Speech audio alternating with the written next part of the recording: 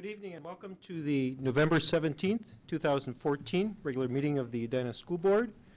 We do have a quorum this evening. I'd like to call the meeting to order. First item on the agenda is the approval of minutes. We had a regular meeting on October 20th and a special meeting on November 20th. Can I get a motion to bring that to the floor? So moved. Second. It's been moved and seconded to approve the minutes as written. Any corrections or additions to those minutes? All those in favor of approving those minutes, please signify by saying aye. Aye. Opposed? Motion carries. We do have three individuals who asked to speak to us this evening. We ask that you keep your comments to 3 minutes. And we'd first like to welcome Kirsten Seneguchi. How did I do on the name pronunciation? Was that pretty close? It was pretty good. So, I am here on behalf of the robotics team at the high school about the proposed expansions to the high school. So, as a robotics team, sometimes it's forgotten that we need to use space to actually build things and test out our product. So currently we are sharing a workshop space with the thespians at the high school. We have currently a team of 50 students, and we cannot fit everyone in our workshop to do the building we need to do. We have to break up into separate areas, and it makes collaboration very hard. So just our team doesn't fit in there. And another thing we're very big on is mentoring younger teams like the FLL, FTC teams, which are in the elementary and middle schools. And so I came up through that program. We try and send out student mentors to help the teams build their robots like you can see over here. So if we had more space, we would be able to collaborate with them. So we were wondering if it would be at all possible to consider with the proposed activity expansion to put in some workshop space or allow us access to the gyms to drive our robots and test them out. So we have students who are very excited about this. We actually have 2 students who have planned out workshop space and are trying to figure out dimensions and everything like that. So the other thing to consider is that there are lots of private schools in the area that already have dedicated STEM wings, and that is one of their big advertising points to take away students from public schools. We have this dedicated STEM space in which you could learn all about engineering and that sort of thing. So the STEM classes are very important to us. And the workshop wouldn't be only for robotics. We understand that that would not be feasible, but PLTW classes would also be able to benefit, because learning how to use machine equipment or to be able to physically create engineered products would be very nice as well. So, yeah. Thank you. Thank you for coming. Thank you for coming, and we've got one of your mentors or coaches here. Welcome.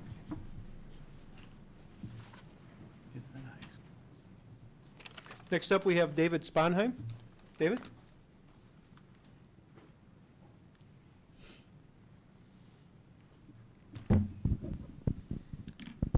Hi, I'm David Sponheim. I've taught in Edina very proudly for 25 years. And I remember when I first started here, we had some training with Peter Benson, who talked about assets and assets kids need to grow up healthy and emotionally, socially, academically. And I'm here to really voice my strong support for the activity center proposed for the high school. I know it's a lot of money. I know that it's a complicated issue, but I just feel like it would really build relationships in this community and enhance what this community does already so well. And it's not just about athletics, although that's a great tradition in Edina, but about music and about families using it. Probably the most powerful testament I can give to people when they ask why I'm proud to work in Edina is that I feel it puts families first and it nurtures family relationships.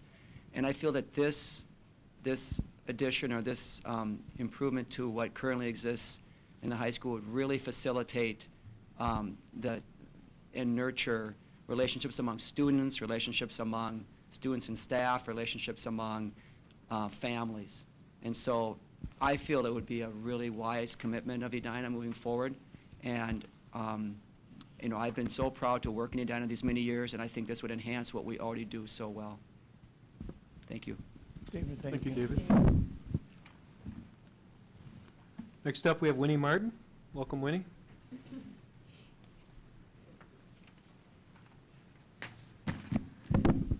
So I guess I want to top on to what David just said about some of the facilities enhancements and improvements and expansions. But I'm here on behalf of the elementary schools. And for years, a number of elementary schools have been struggling with how do we pay for what we feel to be one of our most vital classrooms. That's our playground. That we now have statistical data that ties to active resource and wellness and how that data complements what kids are now doing in the classroom. And we've had a number of playgrounds that have gone in disrepair, that we've had parents struggle to pay for and replace and literally keep the yellow tape off of them. And I think we are at an opportune time at this discussion when we talk about what we want to do for our next generation of kids. And remember that it all starts at the elementary level. And the playground is a classroom. And what I'm asking on behalf of not only myself, but also future elementary school parents and wellness committees is that the board consider the elementary playground a classroom, and that we put in some of the budget proposals to make sure those classrooms are prepared as needed, repaired as needed, and replaced as needed so we can keep that classroom up and running. So I know I have a lot of information here, as well as statistics on how it can help our academic achievement and zap the gap, as well as some cost analysis of what these playgrounds cost, some opportunities to partnership with the city of Edina and put some of these together to make sure that our elementary schools have the facilities that they need. Not as much as the high school, but we ask you to consider that, please. Thanks.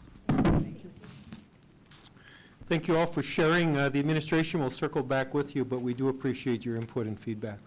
Rick, could you please walk us through tonight's agenda? I certainly will. Again, we thank those who came tonight to share their insights. We are going to have some presentations. Randy Smazel is going to talk a little bit about power standards, part of our next generation efforts strategically. Susan Brott will help facilitate a discussion with the administration and board on our next generation facility update plan as the district continues to move forward with that effort. I'll give a brief update on some of the leadership things happening in our district. We have a consent agenda item on a variety of topics, from personnel recommendations to the budget, and we'll work our way through that. Action items are quite straightforward. Again, just a change in our student day at the high school due to ACT and a writing test. We've got financing of alt facilities bonds. We're getting geared up for next summer. Countryside easement is with the city. And then roofing engineering services. We'll be doing a roll call vote on that, I believe. And moving through my superintendent's performance goals, we have a contract with paraprofessionals. We've got a formal agreement with the city on our resource officers that we've had in the district. We just updated that. And then finally, we'll take a look at some student policies. The discussion is more policies. And then we'll close out with some informational items. And that will conclude our board agenda for tonight. Excellent. Thank you, Dr. Dressen. Next up, we have our presentation, Randy Smazel, Power Standards.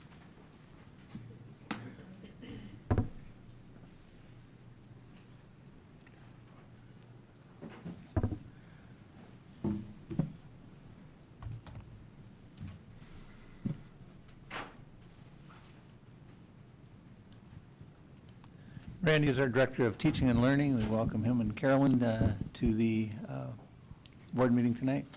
I'll let you do the introduction. Thank you. Good evening, Chair Meyer, Superintendent Dressen, School Board, and community members for Edina. Again, I'm Randy Smazel, Director of Teaching and Learning. This is Caroline Linden, our Teaching and Learning Specialist who works with K-12 language arts and literacy. Caroline has joined us from the Bloomington School District this past year, and we're very excited to have her on board in the Teaching and Learning Department. So this evening, we want to talk to you about our work towards guaranteed and viable curriculum in Edina Public Schools, and specifically defining that in relationship to power standards and common summative assessments, and a little bit of background about what those mean and how they relate to the work that we're doing to guarantee high levels of learning for all kids. and a little bit about our timeline for doing the work and why we feel that this is really important for our learners.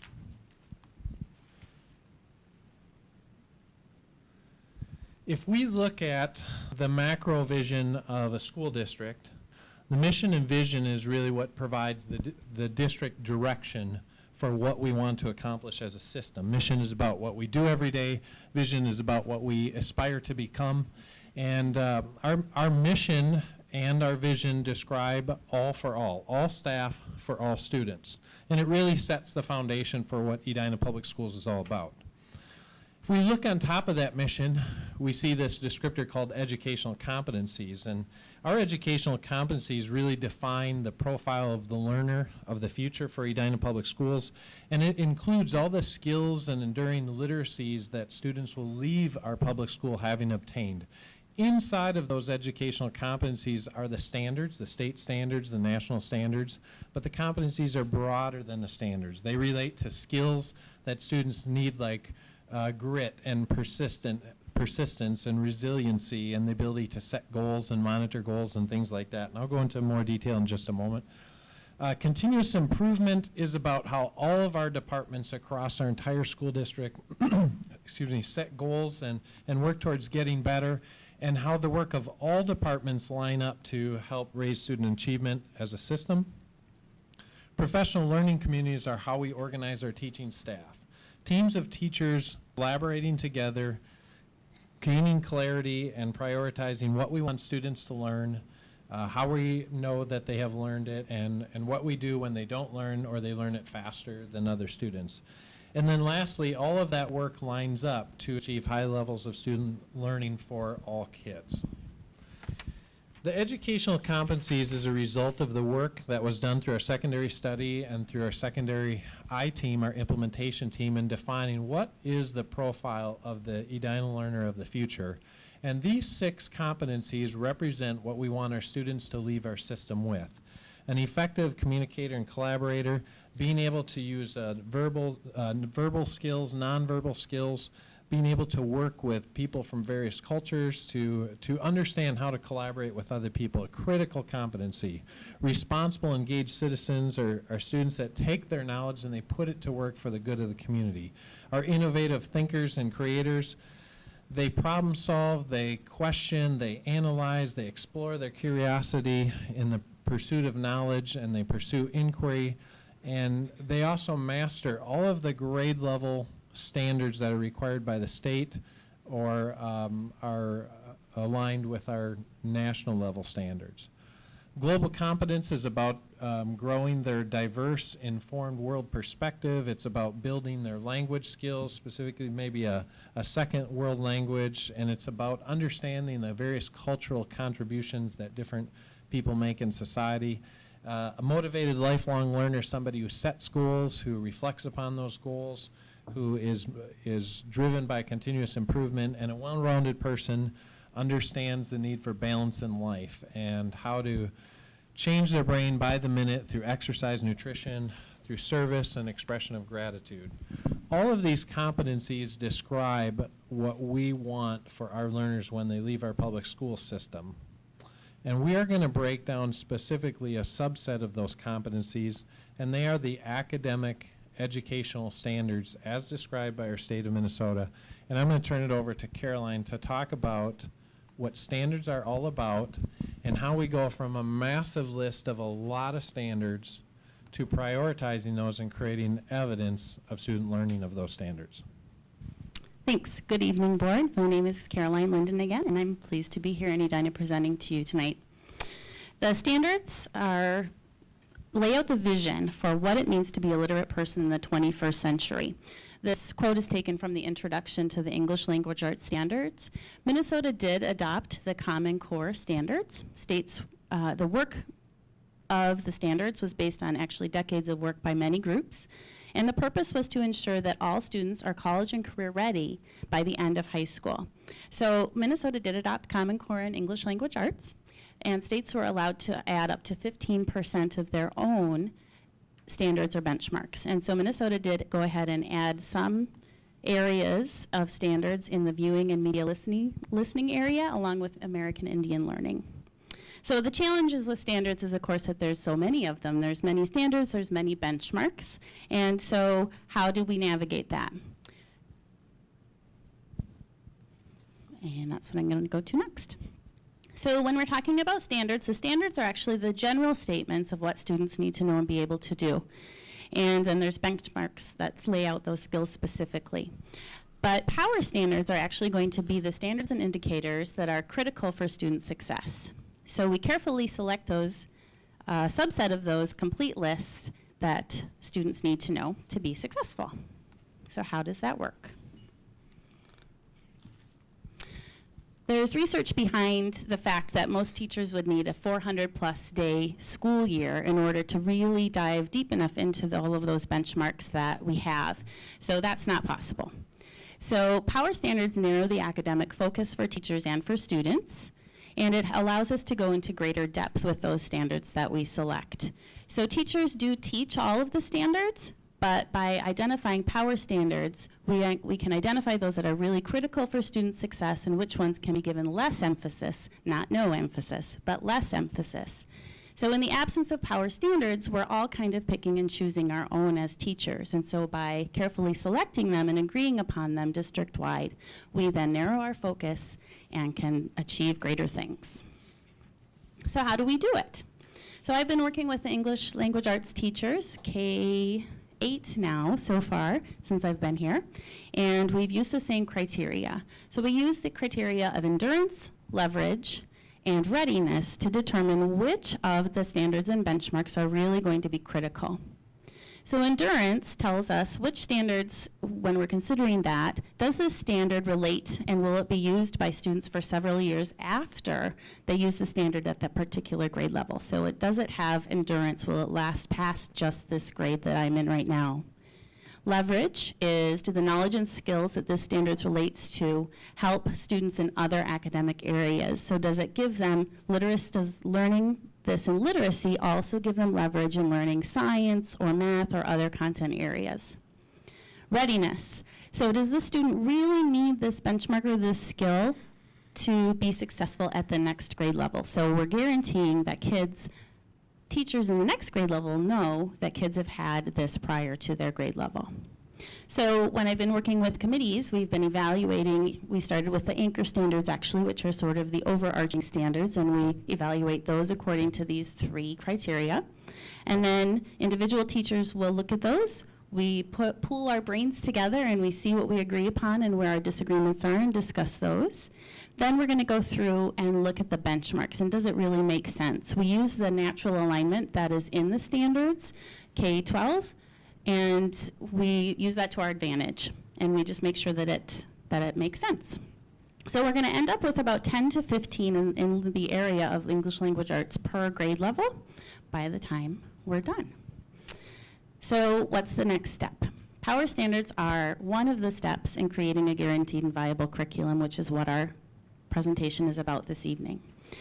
So once we have those power standards identified, then we can start developing some common summative assessments. How are we going to know what kids know unless we assess them? So there are going to be some common summative, which means, are you there yet, assessments, and they're going to be meaningful. And that is sometimes tricky in literacy, but we have lots of good brains in the room, we're gonna do it. And we want to see if students can demonstrate that proficiency in a variety of ways, even over time. These common summative assessments are going to be common across buildings and across grade levels and teams. This doesn't always mean a test, it can mean many things.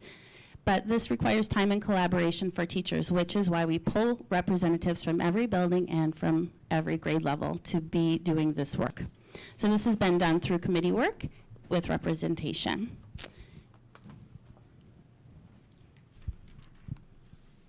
So I would add the summative portion, meaning that these assessments happen at the end of the learning period. And so they're summative in nature. They sum up the learning that occurred at that time, and then that benchmark assessment is given to guarantee that students have arrived at that learning, versus formative assessments, which would be occurring during the learning process. So when we lack power standards and common summative assessments And we think of the aims of the organization as being high levels of learning for all kids. We have staff working in different directions because there isn't consensus in that kind of scenario. There isn't consensus as to what are the most critical things that students need to walk out the door with. And so it makes collaboration difficult, it makes consistency difficult, and you lack essentially a guaranteed viable curriculum to the community. When we have agreement that these are the most critical things, these are the most critical ideas, concepts that students need to walk out the door with, and when we have consensus that this is high quality evidence that students have learned these things, now we truly do have a guaranteed viable curriculum. And that's significant because what it says to the community is it doesn't matter what teacher your child has, it doesn't matter what school your child has, we can guarantee that when they go out the door, they're guaranteed this knowledge, this understanding, and we have a process in place for ensuring that. So how do we get at that? Well, again, the guaranteed viable curriculum, we're describing power standards and summative assessments as defining what guaranteed viable curriculum is about. So we have this concept of tight and loose. So what do we tight on as a system, and what is loose in terms of how we get there or is up to the decision of teacher teams or buildings, etc. So a tight is that we have district power standards for each grade level or course, and we're working with teacher teams to develop those.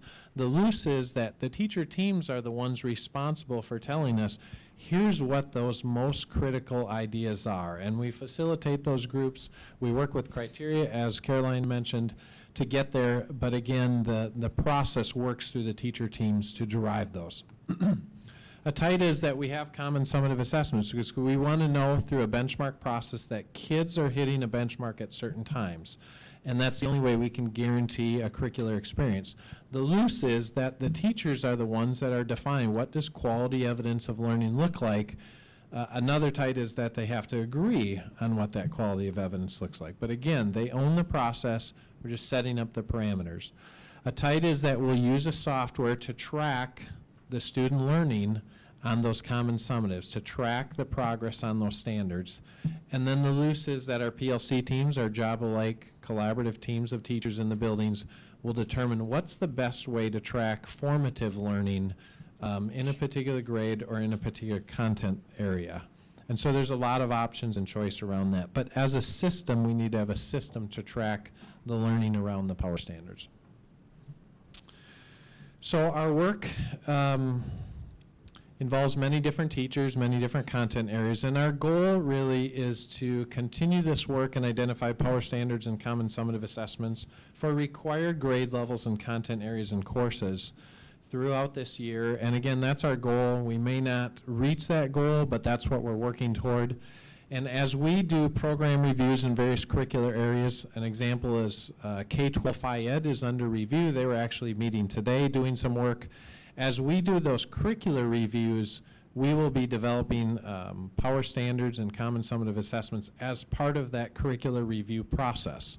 For courses or grade levels that don't fall neatly into that cycle until several years from now, and if they're required, we're going to accelerate that process, and our goal is to complete those this year, and we'll just continue working until that is finished.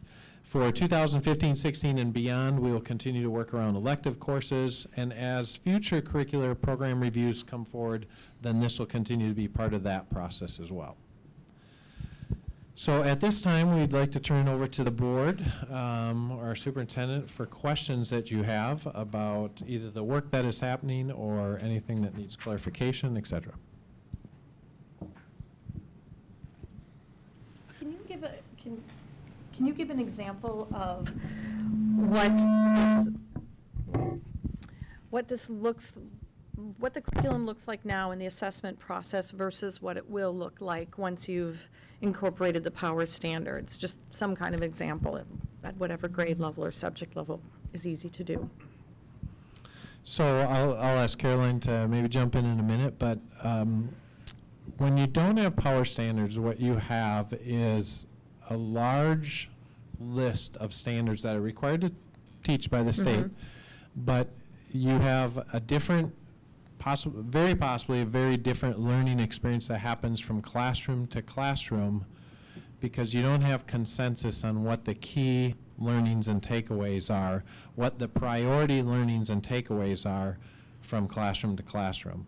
There are so many standards that are required of kids that to truly master all of those, there's just essentially not enough time in the school year to do that. So we are left with having to prioritize. And this happens nationally, and this is the work of many districts nationally, is to simply prioritize, develop consensus, and then to develop consensus around the evidence of the learning.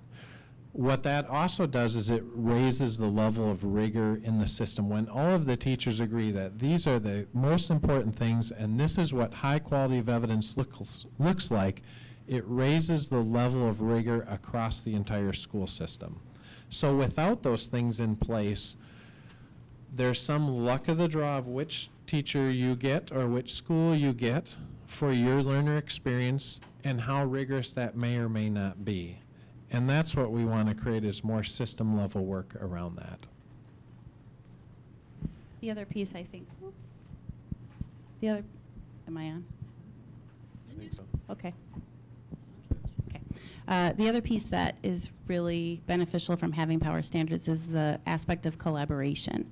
And so when teachers are focusing on the same standards, then we can focus on that in our PLC group. And we can decide what type of evidence are we going to collect before kids get to that summative, and we can talk about it. So, wow, your kids did really well on that particular topic or that particular skill, and mine struggled with it. So let's talk about what you did as a teacher that really worked for your kids so that I can continue to grow as well. And it might be my turn next to be sort of the one that was better at a standard. So it really contributes to the collaboration that teachers can do when we're really focusing on the same things and talking about what does it mean when a student is proficient on this particular standard. So that's another huge benefit for power standards. Agreeing and implementing the power standards is really the high-level collaborative work that goes on at a district level, at a teacher level, at a building level. And can you talk a little more, and I know we've talked before about how just from a parent level, the Mastery Connect software is so, you see that and it sort of lays it out, and it's not the high-level critical thinking, but it really helps as a parent, as an individual, to see how power standards are laid out along a math course in third grade, and how teachers can track that and people can understand when there's mastery and when there's not. So could you speak to that a little? Because for those of us who aren't at the high level of work, it helps us sort of understand it. So Mastery Connect is an online tool that helps us track whether or not students have mastered each of the power standards. And what students are able to do is they're able to log in on the backside through the student portal and see which standard mastered and which ones they haven't, and they're able to see resources attached to those standards and then use those resources to learn more, to advocate for their own learning, because they can tap into those resources to help them learn that particular standard that they're lacking. As a parent, when you are asking the question, what is it that I can do to help my child learn better in a particular class? The information they get may be very specific, it may be not very specific, but using Mastery Connect, what the parents are able to see are, these are the specific standards that my student has not mastered. These are resources tied to those standards that I can use to help guide my child toward mastery of those standards. So it offers very specific feedback to parents, families, guardians to help their child become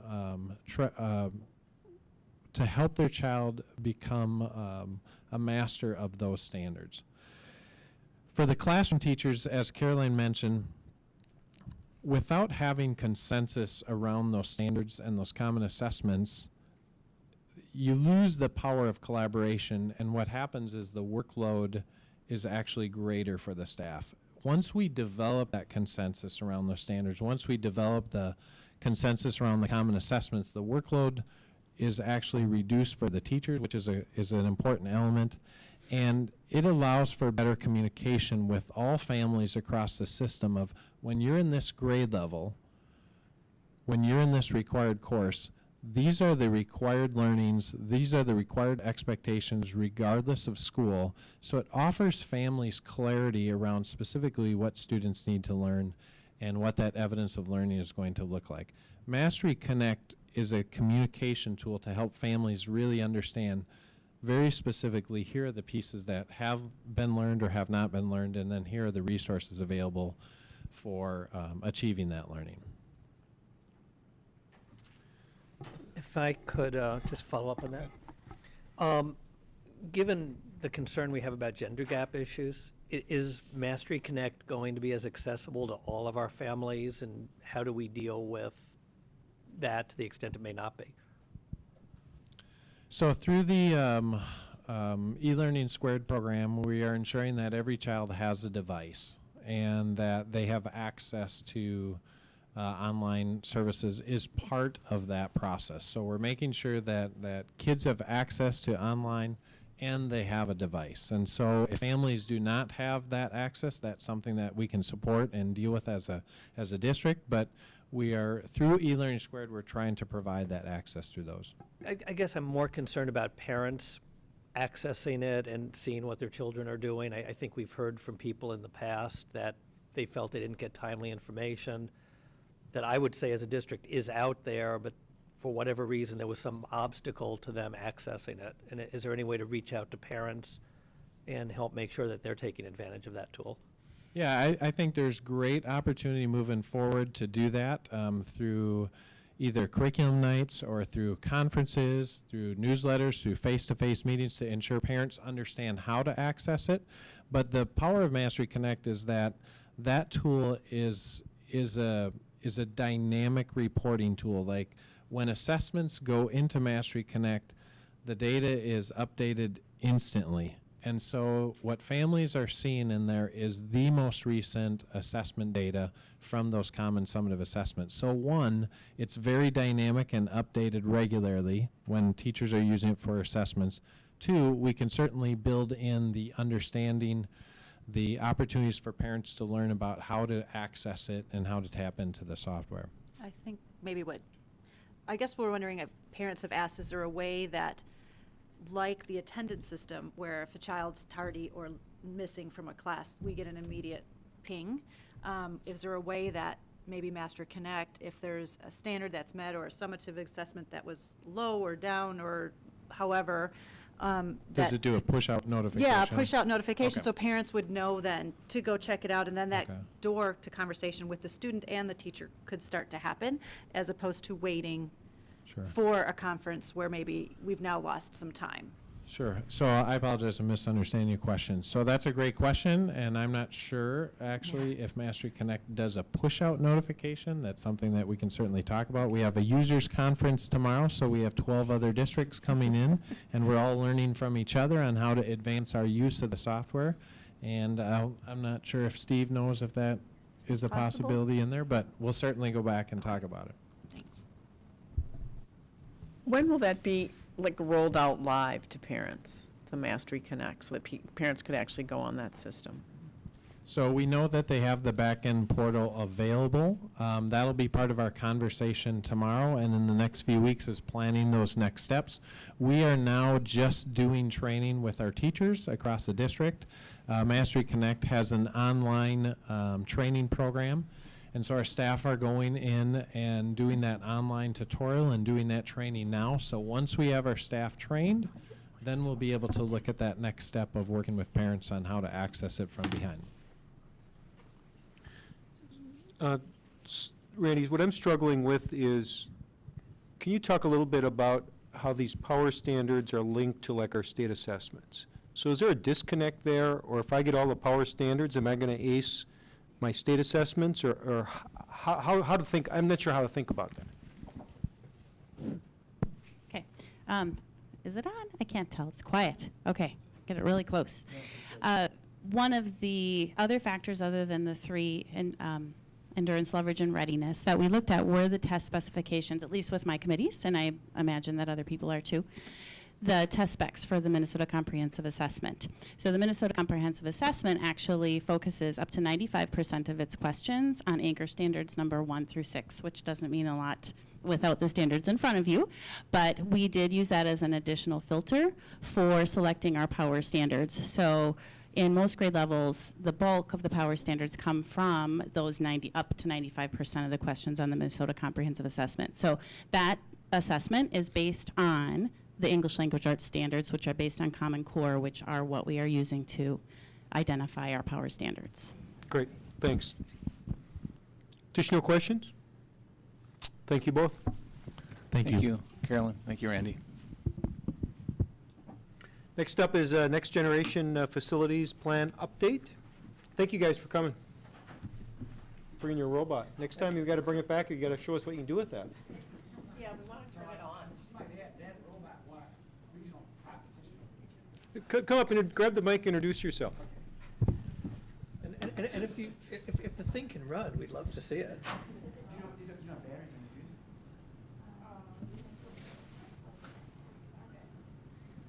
Okay, so I'm Mark Lawrence. I helped the high school robotics team. I also come in front of you sometimes for technology issues because I'm probably the longest tenured technology person in the district. I hate to admit that, but I think it's getting to be true. So FTC is a program that we've implemented mainly in the middle school, but within the FIRST organization, which is the nonprofit that creates the competitions, it can go all the way through high school. And the regional competitions for that effort to try and qualify for a state tournament or a super regional tournament have already started. One was held this past weekend out in Egan. These guys competed. Their team name is the Motor Bolts. And the challenge was to move little wiffle balls into standing towers. And there's different sized towers, and then you can actually move the towers around because they're not stationary. So, and they played 2 robots against 2 robots in a 12 by 12 foot field. So they're run with joysticks.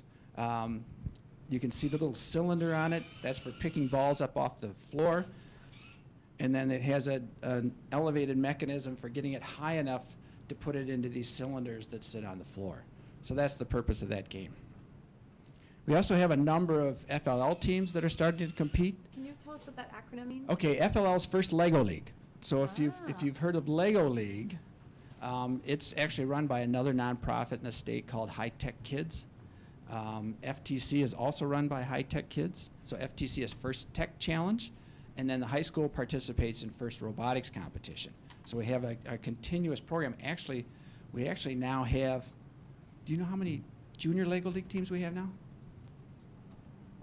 I know there's at least 5.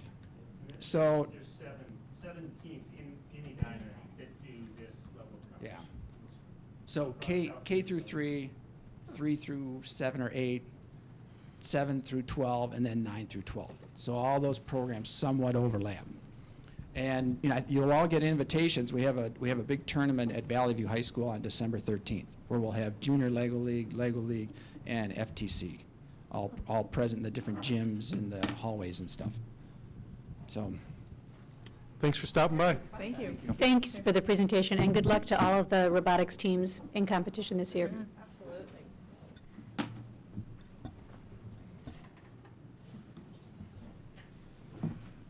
Staged by robots.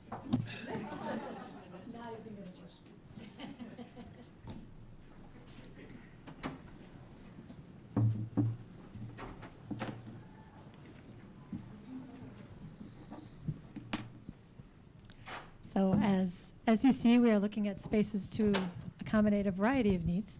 So we'll kind of tag team this with a number of people. So in addition to Superintendent Dressen and myself, we have Karen Bergman here with elementary principals, who's been was a part of our facilities advisory task force.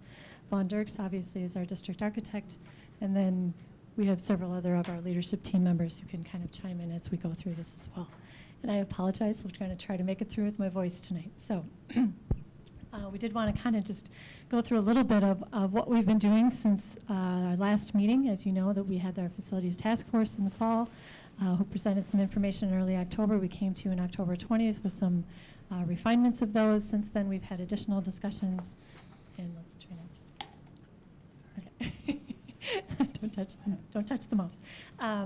So, and now we're just continuing that refinement as we move forward to a potential referendum in May. So we've been moving forward with the draft proposal. We're going to talk a little bit about financing and timeline again, so we did want to get that going. We were hoping tonight, just as part of our ongoing discussions, what are our expectations for tonight's discussion, because we just don't want it to be a regurgitation of previous ones as we continue to advance this. So you'll see, based on a discussion that we had just last week at a work study, we've tried to incorporate some of those questions and ideas into an advancement of that plan, kind of grouping it into the BG5. We're really trying to align it with the strategic programming plan, understanding that the programming aligns with the facilities. So we're going to have some BG5 recommendations, some secondary recommendations, and some infrastructure improvements. And then what we're looking for from you tonight is further clarification in what other data needs you might need as we try to bring this to a potential referendum plan. So as we look at the, I think this might actually be one of this is the old one. Keep talking, I'm going to see if this is the old. So one of the things that we're finding is that this is an ongoing process. So one of our challenges is just getting up-to-date information. We were receiving information as late as 4 o'clock tonight, just making sure that we could give the time information. We're checking out now to make sure we have the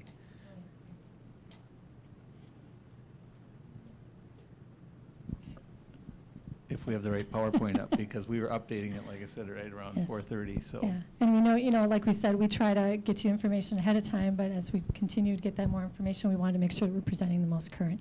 So as we've said, we've kind of grouped them into enhanced next generation learning spaces and some district infrastructure, and we'll go into that a little bit. So this is one of the frames that we used at our workshop on November 10th, and we'll continue to use this frame going forward. This is really a frame around learning, and it talks about how the personalized learning, which is one of our key strategic core strategies, is moving that from a dependent learner, that when they enter the system in pre-K, it's very much directed by the teacher, and the student is learning his or her way, and then we become a little bit more independent moving through. So our middle school years become those interdependent years where, again, very teacher-directed, but we really want the student to be engaged and in owning their learning. And finally, when they graduate, we want to make sure that they're the independent learner, that they're ready for the world before them. And through that process, it is an engaged learning process, but it's similar when you take a look at facilities, that we recognize that it is going to be very directed, facility directed, and so it's going to be a pretty stable learning environment for those youngest learners in the pre-K and kindergarten. And so it is going to be a kind of more of a traditional setting with some flex space, but as they move into the middle school, we're going to see more of that opportunity for independent learning and a little more interdependency. And again, trends nationally and internationally talk to this, of how the middle school space is starting to change just to connect with the learners. And we start seeing how it isn't just Lego leagues, and it isn't just robotics that's happening after school. That type of engaged learning is happening in the system as well. And then as we move into the high school years, we see that independent learning, and which requires a different type of independent learning space. And so we're reflective of that. So there's good alignment, again, from where we're programming to our space. And again, this is a tool that we're going to continue to use to help our community understand how we're changing and how our space has changed to align with our learning. So as we've talked a lot about next generation learning spaces, they're trying to understand the difference. And so while there might be times when we have that more traditional learning space, we're trying to move to more flexible learning spaces. So just a little bit of a comparison, I won't read them all to you, but in the traditional style of learning spaces that actually we have in Edina, given the age of our facilities, is that it's pretty much, you know, you have a hallway and some court, and then you have classrooms, and then the bell rings and everyone goes into their classrooms. And what we're trying to do is create a little bit more of a flexible learning environment. So rather than having all these separate rooms and separate teachers, really trying to move towards more of the educators being inspired, as we heard before with our power standards discussion, about ways to collaborate a little bit more, so creating spaces for them to collaborate, creating spaces for students to collaborate, and to learn anytime, anywhere. So those are the kinds of differences of spaces that we're trying to do. More specifically, we've heard a lot about, okay, this is, anyway. More specifically, we've heard a lot about flexible learning spaces, and so we have some direct instruction spaces, which are those traditional. We know that we're not going to get rid of all of those traditional classroom environments with the teacher kind of standing up front as the quote expert, but yet it's not always going to be the teacher as the expert. So we're still going to need some spaces for those, especially at those younger ages. We know that we're going to need some individual kind of private spaces for students to reflect on their learning, going beyond the traditional study carrel in a library kind of a situation, but just having some spaces perhaps within the classroom for that individual time to kind of reflect and synthesize what they've learned. And then we have some small group spaces for students and all sorts of learners to collaborate and discover. And then we need those large group spaces as well, as we heard tonight, not only for, we heard it for robotics, we need it for performances, whether it's music or other kinds of performance where perhaps a student is going to present their learning and share their research, share their activities, what they've learned. I think we might have the old version. We're going to go through it. Yep, shoot. So keep talking. I thought that.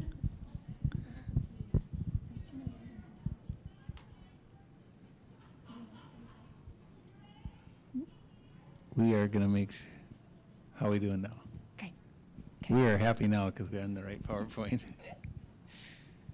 So we do have a summary of spaces that we've talked a little bit about last week, but just kind of what is that degree of next generation learning spaces. So at the elementary level, we're looking at the proposal that we're talking about is about a 20% perhaps of the facility kind of being some of those newer next generation flexible spaces. At the middle school level, you're looking at more of about a 22%, and again at the high school level, 25. Now there's some additional new spaces that we're going to talk about, whether it's a student commons space, which we know is not just for sitting around, those are also collaborative learning spaces.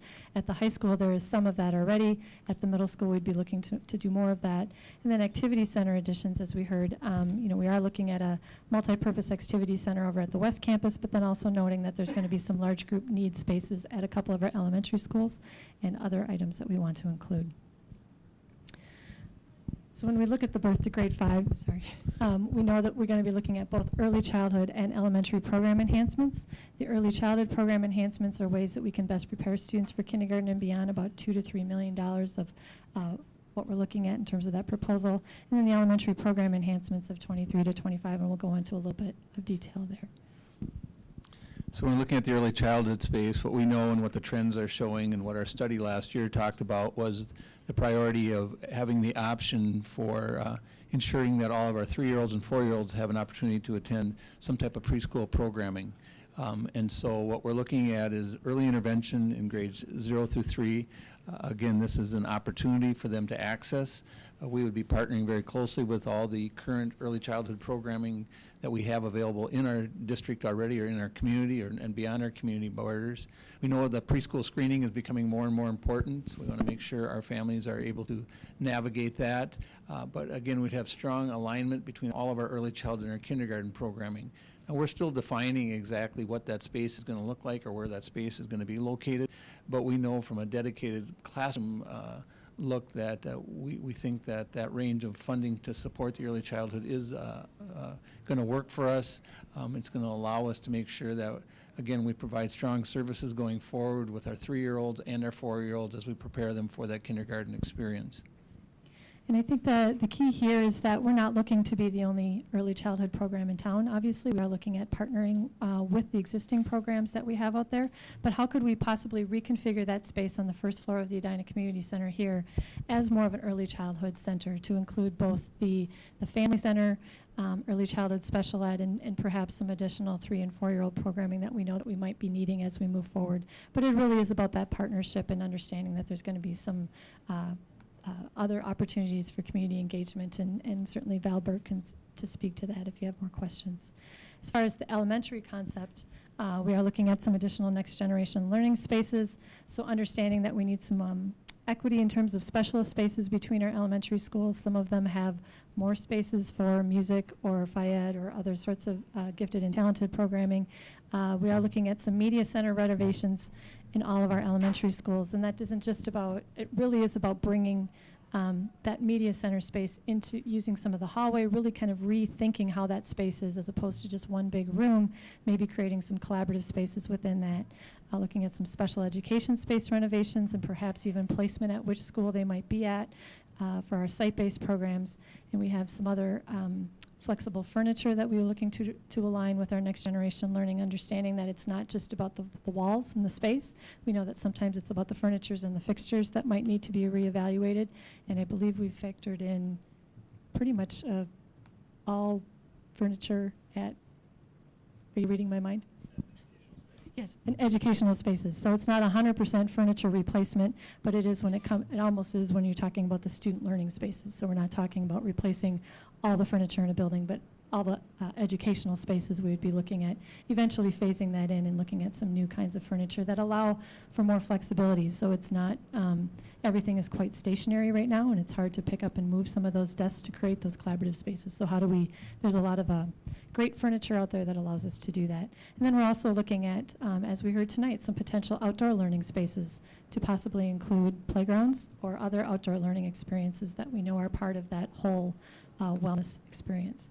And then as far as core renovations, these are important to note because later in the infrastructure we talk about some security improvements, but in each of the sites we do know that there's going to be some office modifications, and what that means is that we're trying to recreate and have everybody kind of come through a common entrance in the schools. So that part of the safety and security upgrades and improvements would be part of the elementary concept renovations that we're talking about. So I think we'll hit the pause button and ask board members if they have questions about early childhood or the elementary space. Talk a little bit more about the programming questions that you might have.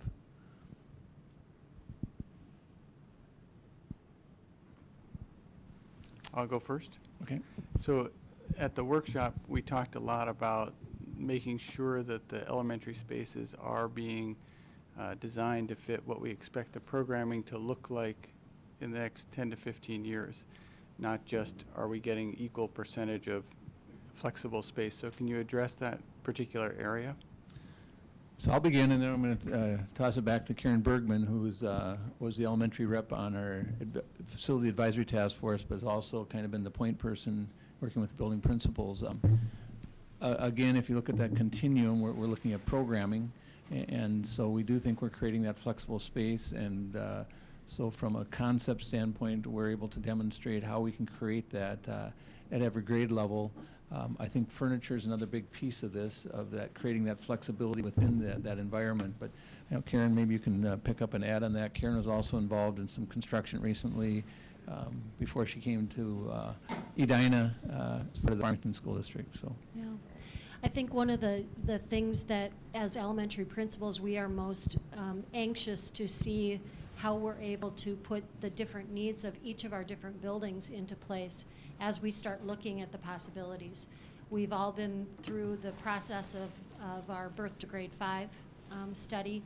We know that the instruction that we're delivering today looks very different than it did 10 years ago, 20 years ago, and we know that in the next 10 years we're still going to see a lot of changes based on that idea of what do kids need to do differently in the classroom than what they're doing right now. And again, it kind of goes back to that need for flexibility, and it's about how do we allow kids that space to collaborate in a different way and to engage in their learning in a different way. So as elementary principals, we've talked a lot recently about how do we take what we know about what instruction needs to look like and is looking like now, and what it's going to be how it's going to be different. But taking a look at our current buildings and saying, what are the strengths of our staff and how can we deliver that instruction so that it's to the needs of our own students, and how do we balance that with the buildings that we have. We know that we have some specialized programs, and we know that we've got some things going on in each one of our buildings that's unique to our buildings, and we want to continue to capitalize on those things, but we also want to make sure that we've designed the spaces in such a way to deliver them well. So every building having that opportunity to kind of make it their own, know that within this conceptual the conceptual drawings and those ideas that we've put out there is kind of the backbone to our plans, but then also too being able to personalize the building space as we are personalizing instruction. So kind of combining those two things together and making sure that we're reflecting all of the things that we want to do in the future, not just what we're doing right now. So are the principals satisfied that and I know we're at the concept stage, we don't have design, but are they satisfied that the concepts that are put forth are going to meet what we expect to be future needs? I mean, I would hate to find myself 7 years from now going, wow, if we had just spent $5 million more and done this differently, then we'd really be set. We've talked a lot about it recently. In fact, in the last few days, since knowing that I would be here representing us tonight, I've been in touch with each of my elementary colleagues, and we've talked about what's your understanding of what we're putting out there right now for information, and what are your needs at your building moving forward, and taking a look at what do we need for this to look like in the end. And each one of us is very well aware that we're going to need some flexibility to make it our own and to make it work with what our staff is ready to deliver and what we know needs to be delivered based on our Birth to Grade 5 study. So to answer the question very quickly, yes, we are aware that this is a conceptual, these are some conceptual ideas that are being put forth, but we are also confident that we're going to be able to make those things fit with what it is that we need at each individual building. And also, too, as an elementary principal group, we are committed to making sure that we've got that consistency that we need from one building to the next, while still allowing us that flexibility to have our own personality at each building. Does that answer the question? Yes, it does. So maybe this is towards Susan. Are there any changes on the elementary, not the pre-K, but any changes since the workshop? We haven't moved forward with any other concept drawings, but I know that Vaughn has been researching a lot of other schools, kind of what's trending in other elementary schools, both here in the state and across the country. So maybe you can speak a little bit to that. Absolutely. The idea that one size fits all doesn't really work. A lot of what we'll be doing is looking at different types of spaces you can teach in. So in addition to the classroom space, making sure we've got those different types of flexibility so that they can do other types of activities, look at different pathways as well as pace that students learn. And so those opportunities will exist in the building. It's a lot more flexible space we're designing in, very similar approach to what we'd be doing in new elementaries if we were designing it from a new space, and so we're going to be renovating them to make sure that they meet those needs. I think the only other thing that would be new from when we were talking last week is just sort of a refinement of what we heard you saying, and that we want to make sure that we're doing it, and that was our discussions with the elementary principals, and then also the outdoor learning space concepts, and really is trying to look at what might be a potential there. Additional? Go ahead, sir. Yeah, one of the concerns I have around some elementary discussions is that we're still, in the early stages of our Birth to Grade 5 study. And I want to be sure that whatever changes we're making to the building are being driven by programming and not spaces driving programming in the end. And although it's important to have the autonomy within the various programs, or I shouldn't say programs, but buildings, which also house different programs, that we make sure that where the Birth to Grade 5 study directs us in terms of best practices, that we're not designing a building to fit what is the current program in that building, but that we're looking to the future, and that those buildings may have to serve a slightly different program in future. So tomorrow, the Birth to Grade 5 implementation team, which is the team that's championing this work, is actually starting to work on the planned outcomes around these 5 core areas, around integrated curriculum, around the wellness and how we use time and space differently, around the whole global awareness. So all those key concepts, we're starting to look at planned outcomes. The early indications are based on their group work, is it's aligning with trends going on nationally around that work, and I think we're finding that the space does align with what those program needs are.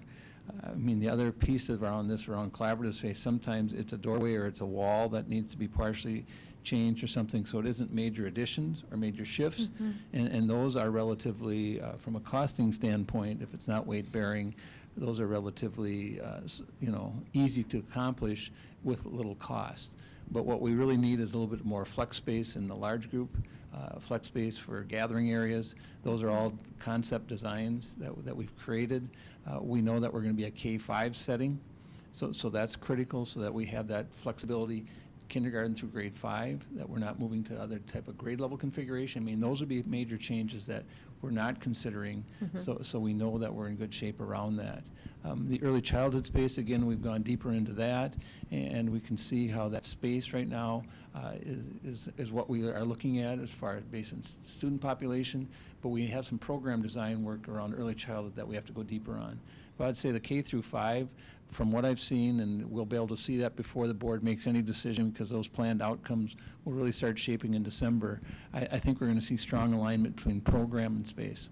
And I think the other thing that I've heard a lot in those conversations has been about just provide us with a variety of spaces, and then we know that we'll be able to, the programs will be able to fit in there. So I think the limitations that we have in our current space is that everything is the same.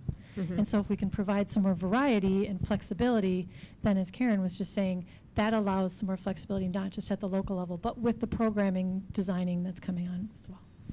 And then Karen, I was going to ask, are the principals at the elementary buildings getting input from their staff, from teachers who are actually in the trenches and the ones trying to, I know, in classrooms when you're doing, say, small groups for reading and you're trying to pull out and, everything's booked in the building. So I'm curious what some of your staff are asking for in terms of these changes.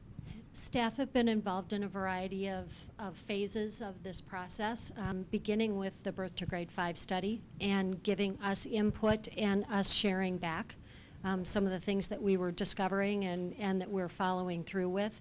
The areas of greatest focus that the Birth to Grade 5 implementation team is working on right now, those items are a direct result of the feedback that we took both from staff and from parents and move those things forward. So it's reflected in their work, and by giving them updates back and forth, we're of course, moving that forward. One of the things that you had asked the question about, are we including these new ideas as we're talking about these plans? Just one example, and we don't see it in huge ways right now, but this is one of those things that we talk about as kind of that bedrock of how do we plan for the day, and that is our schedule, our building schedules, and how do our specialist schedules and our learning specialists, i.e. the reading specialists, math specialists, Title I folks, those support people, how are we building that overall schedule for the building? And that's based on what we have discovered through Birth to Grade 5. And now as we're talking about what are some of these ideas related to the conceptual drawings of buildings, and even for it's Highlands and Cornelia where we're adding additional space, that's one piece of that puzzle of how do you create an overall building schedule that supports instruction, supports the way that we're delivering instruction during the day, but then in addition to that, how do you support staff as they're partnering together to make sure that we're personalizing that instruction? In other words, how do you create that overall schedule to make sure that we're getting the instructional piece, but we're also providing the time and resources for staff so that they can do the very best that they can for delivering that instruction. So it's not a tie-in that you see right now, but it's something that we're working on just as one piece to the puzzle. So hope that helps. Great, thanks. Yep. This has been, it's great information. Thank you for all of the continued research up to the very hour of our board meetings. For community members watching the board presentations and these meetings, where can they go to stay aligned with some of the next generation research and facilities research? Because what the message that you've been delivering very well is that the two go hand in hand. This is about our next generation study and then responding with the need for flexible facilities. Absolutely. So on our website, which we know is trying to make sure is accessible to everybody, but if edinaschools.org/nextgen will get you to all of our strategic studies. And so as we continue our work with Birth to Grade 5, as we continue our secondary study, as we continue our facility study, all of that stuff is trying to be archived there, some of the studies that the research that we've been gathering. So they're in various stages of updates right now. Communications department's working on that.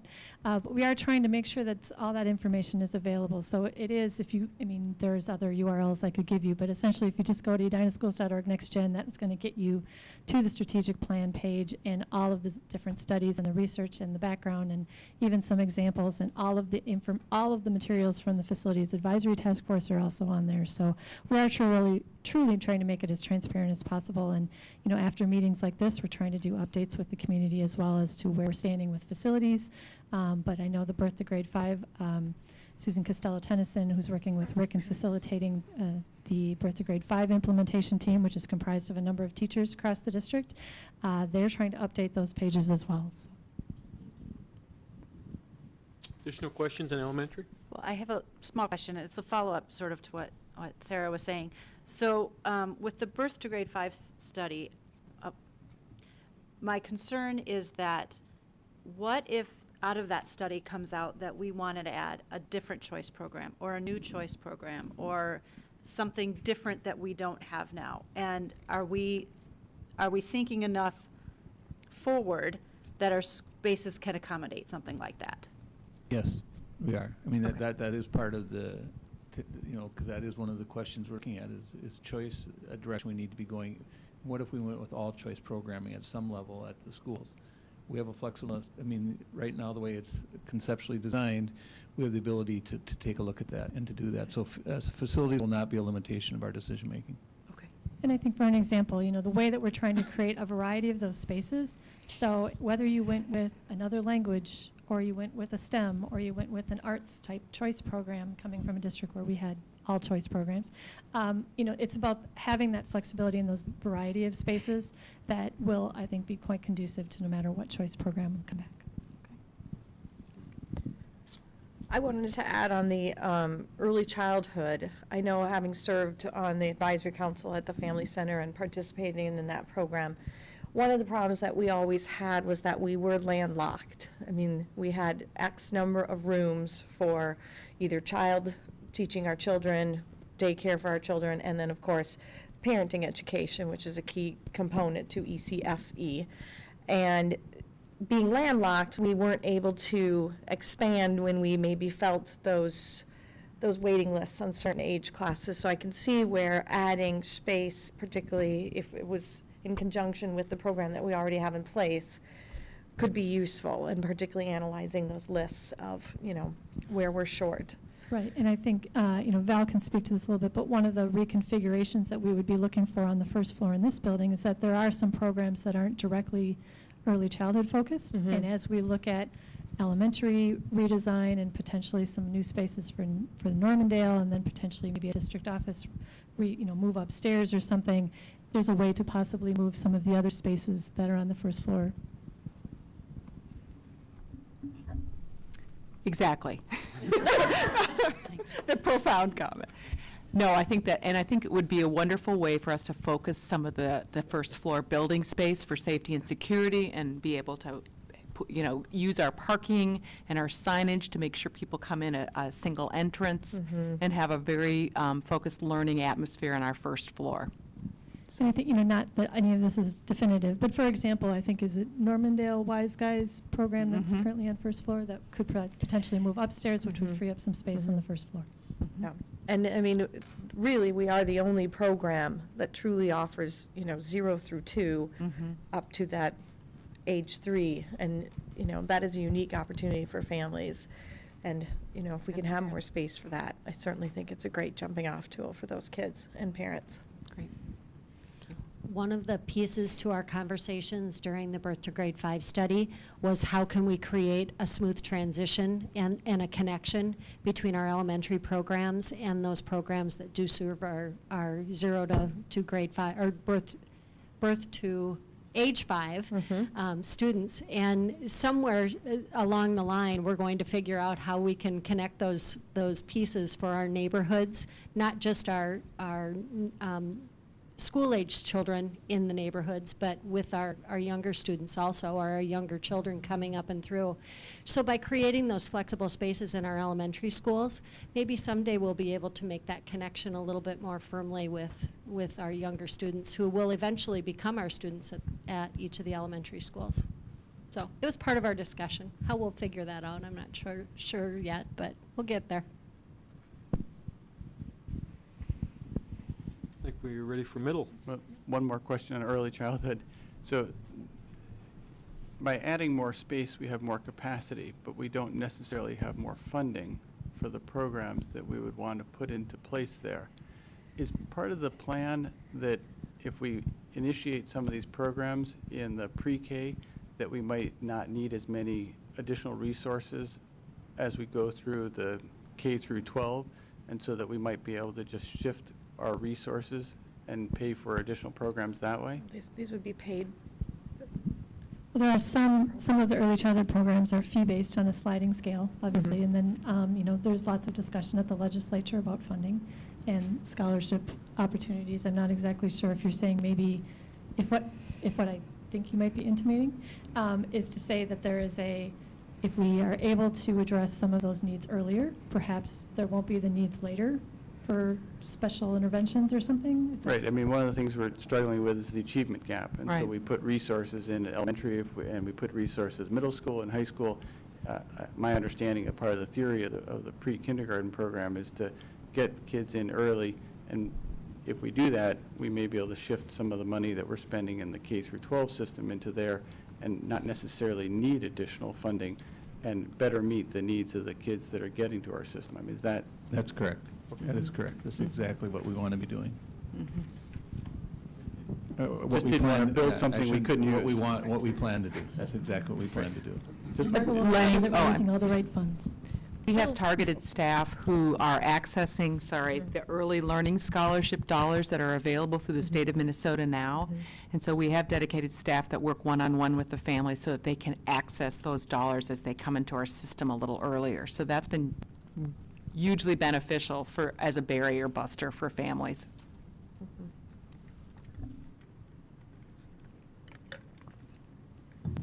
So as we move on to the secondary spaces, we have kind of grouped the middle school, the high school, and the multipurpose activity center together. So you can kind of see those, and we'll go into a little bit of detail with those. So the middle school concept, as you recall, is as we look to the future in the next few years in moving 9th grade over to create a high school, to the high school, we'll be looking at a different sort of middle school experience, a more true middle school, I think, learning experience. And so looking at some ways to convert some of the current spaces that are being housed with 9th grade programming to include media center, some more collaborative centers, a new student commons areas as we would relocate, especially at Southview, the office from the north side to the south side. Thank you. Directionally challenged today. So that would help with some security, but also free up some space on that north side for some student commons. And again, like some of the other options that you saw with the elementary, really trying to create some improvements there. The dollar amount, while it looks like it's a lot less, is because we are, as Rick and Vaughn talked about before, when you talk about renovating spaces as opposed to adding on a lot of new spaces, the cost is a little bit less with that. So, and then moving on to the high school, we would be looking at, to accommodate those additional 9th graders, some additional learning spaces that we would need for that. We don't want to just build the traditional classrooms, but approximately 28 to 30 new teaching stations based on enrollment only, and that's really based on a square foot per student enrollment kind of thing. Obviously, we would need to do some core expansions to accommodate additional students. And then we would be looking at how do we perhaps reconfigure some of the other spaces there with some next generation learning spaces to include some furniture and personalized learning and collaborative centers. And then again, the reorganization of the offices at the high school to create some more security, funneling, and some additional parking opportunities. And then finally, in our secondary study, that we really do believe it's not a standalone as an activity center, that it is part of the advancement of our secondary learning opportunity as in programs.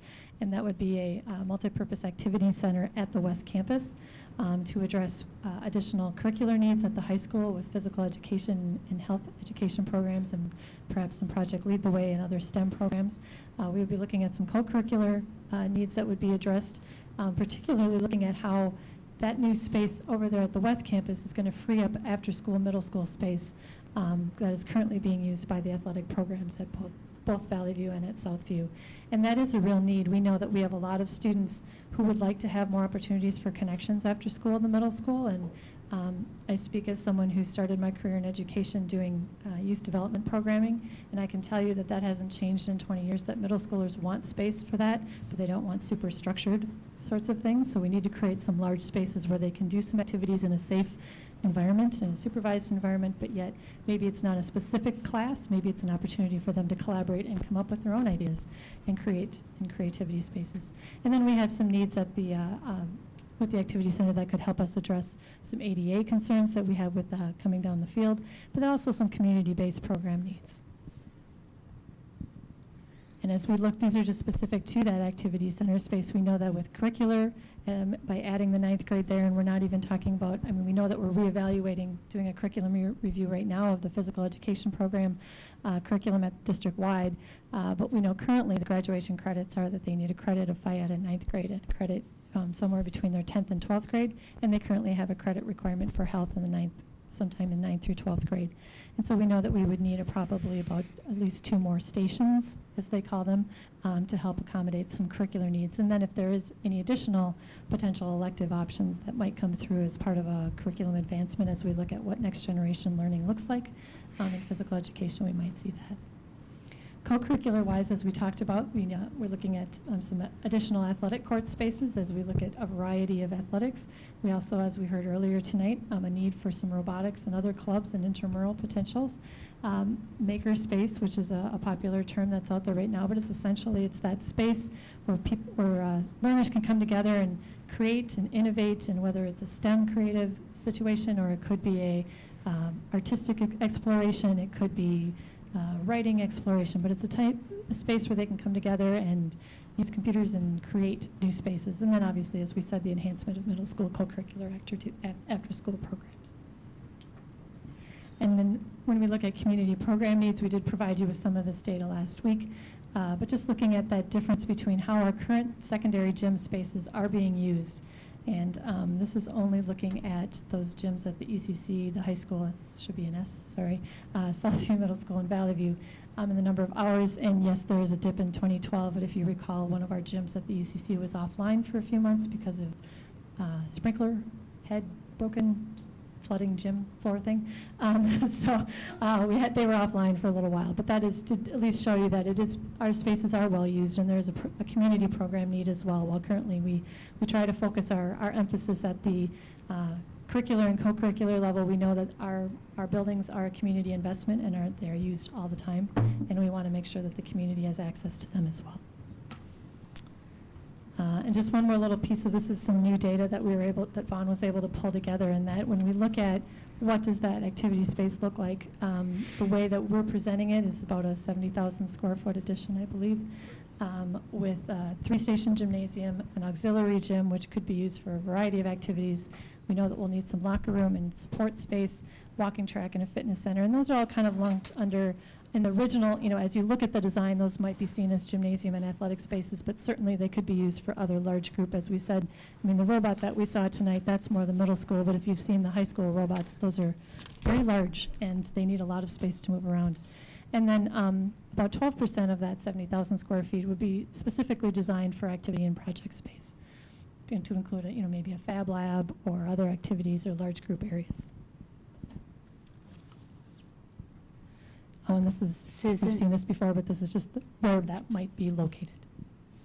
Sorry to interrupt. If you could just expand on what the concept is of a fab lab for people who might not be familiar with the term. I think it encompasses a lot of exciting opportunities, but not necessarily a well-known term. MIT has trademarked fabrication lab, but I know back in early 90s we were actually doing fabrication labs here in the state. It's a support space that goes along with your science type programming so that you can construct a variety of different 3-dimensional activities. It's got smooth floor space so you can run different programs and experiments on things. It can be anything that it needs to be. Think about art meets industrial tech meets computers, and so it's large open space with the resources input in the room necessary to be able to build whatever you want. And when you show the 88% and the 12%, is Fab Lab in the 12% or is it part of the 88 or? It's in that 12%. It's in the 12. Okay, and that's enough space for some of the programs like robotics and? Well, I think those are when we look at the names of the spaces. And I think that's okay. kind of how we've grouped them, is to say that, an activities space and a Fab Lab, those would go under those what's people would automatically assume is that, but I think certainly an auxiliary gym or some other large gymnasium space might be used for robotics or something. But Okay. I think when people look at that, general public look at it and see a gym, their first instinct is to go to an athletic experience. Mhm. But what we're trying to say is, while they might be designed as that, we know that these are not specific, like, nope, sorry, if you're not an athletic program, you can't use that space. So wanting that to be flexible, but we had to figure out a way to at least articulate how does the activity space align with the athletic space. Okay. So how can we, my concern with this is when I look at the differentiation of the percentages, it really is an athletic space. When 88% of our space that we're adding is going to be for athletics, we're calling it an activity center, and I get that, but it really is an athletic space. So my concern is we're trying to call it an activity center, but it really isn't. And I want to make sure if there's a robotics team or whatever other team, how do we make sure that those have an equal chance or even more of a chance to make sure they get access to that space versus an outside league or something? That this should be curricular above all and programming above all. And I guess when I see this breakout, I'm still not swayed that it is. Susan, can I address that just briefly? We have a pretty strong facilities policy that kind of dictates that kind of thing. So that could be a tool for how things would be, and that's really under your purview in terms of what gets priority. When you say policy, do you mean who gets first access to the spaces? Okay, thank you. I think that the question, though, is that if you have hardwood floors, that's not necessarily the same type of a facility as the activity project space, which is, as I understand that, that's mostly a lobby that's available to be used as an activity space. So I take it we would have storage spaces built in. I mean, if you just had a lobby and you said to people, hey, whenever you want to use this and we're not having an event, go for it, that's not really a designated activity space. No, actually, I think what you'll find is with that lobby space, since this isn't necessarily intended to be your focal point competition gymnasium space, but rather additional athletic space, is that we really want to think about that lobby differently. Rather than dedicate the space to a lobby design, which is used a fraction of the time you're actually have it, we're really thinking about it as educational space first and using it as a showcase space possibly for when you use it as the lobby type of space. The activities lab that we're programming and dedicating space for in this is strictly that. It's space for activities. There's very little I could think of that you would do athletically in that space, for example. We also have a great deal of area for storage in this area, especially if you were to put in the walking track space. So we've got a number of spaces along there as well. And I think the overall design, once you move forward with that design aspect, will be looking to integrate that lobby more as large group activity space and lobby secondary as part of that program to make sure that it's getting the full magnitude of importance that it needs. And I understand what you're saying, and that how do we make sure that the community really understands that this is a multi-purpose space. I think at the gymnasiums there's an athletic need when we talk about Phi-Ed, and when we talk about fitness center, it's not necessarily the weight room that we are thinking of right now. Perhaps it's a true fitness center that's more of a wellness component.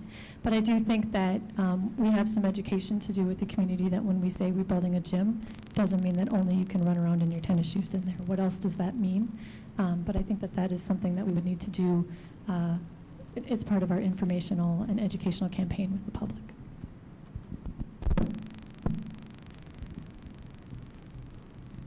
Does this still include space next to the school? In other words, if you go and look at the picture, that one.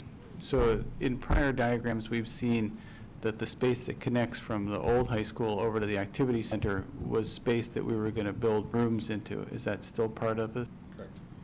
And where do they fit into these numbers here where you've got the 88% and 12%, or are they in addition to that? No, they're within those numbers. So which numbers are they within?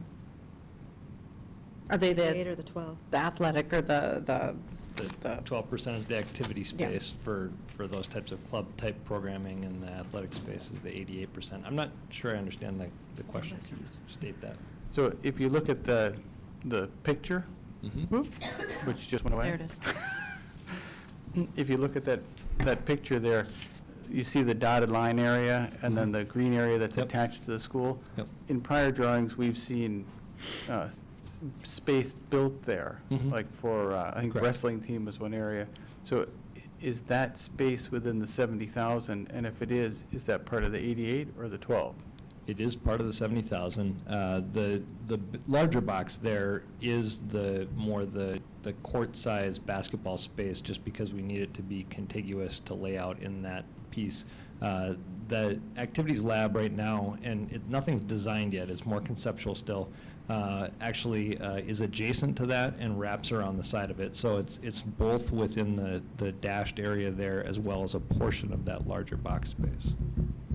So the area that's marked activity center, is that just 3 gymnasiums? And then the auxiliary gym is within the other green area? No, it's actually programmed out as 3 gymnasiums plus 1 auxiliary gym adjacent to that. So we think of the way we're using gymnasium right now as basketball court for a rough dimension, just because that's the largest building block that goes into that.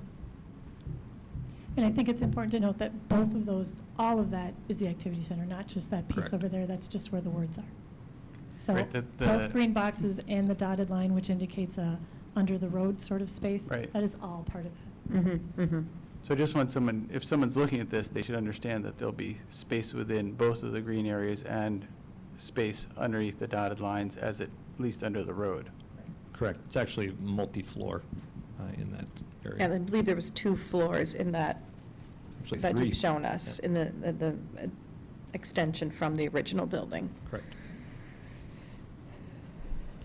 And we're working on, based on last week's discussion, we just haven't had a chance to put those together yet. We're working on some new drawings that sort of indicate that a little bit better, but we just needed to flesh those out a little bit. Additional questions? To what extent are the hardwood floor gyms that we already have being used for events and activities other than sports? We interdisperse use with the school-age care programs that are here in this building, with lots of different city programs. Primarily, we try to use them for activity space, large group, or organized games. Is there anything based on the experience we have that would make you hesitate to believe that we can use those gyms for both sports and things like robotics? I defer to Vaughn.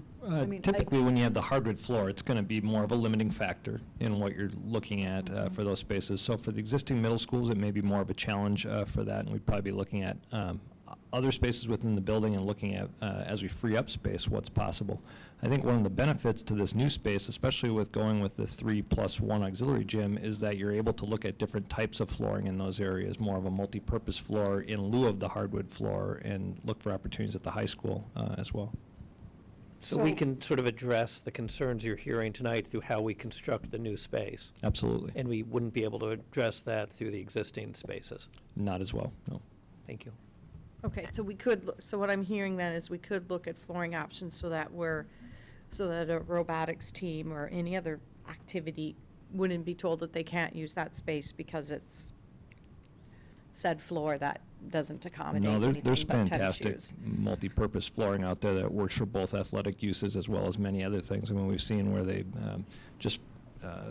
conceptually, where they set up chairs on those, they've got the spike points into the flooring themselves, they're resilient, they pop back out, they're resistant to scuffs and scratches, and so there's a lot of different flooring options that we can use that would meet multiple purposes. Great, thanks. Do we have a concept for what we now call the field house as part of this? So the field house stay the way it is, or are we thinking that would be converted to other uses? Currently, the field house is looking at staying the way it is, although that space itself, we've talked multiple times about possible relook in terms of how that space is used and what might go into it. And so I think with some additional space, that would provide that opportunity to rethink of it as something other than how it's currently used. It is factored into the curricular assessment of how many, we're at right now, we would be including that as a current station, and so when we talk about 2 additional stations, but certainly in terms of other activities or after co-curricular activities or something, I think we could relook at how that's used.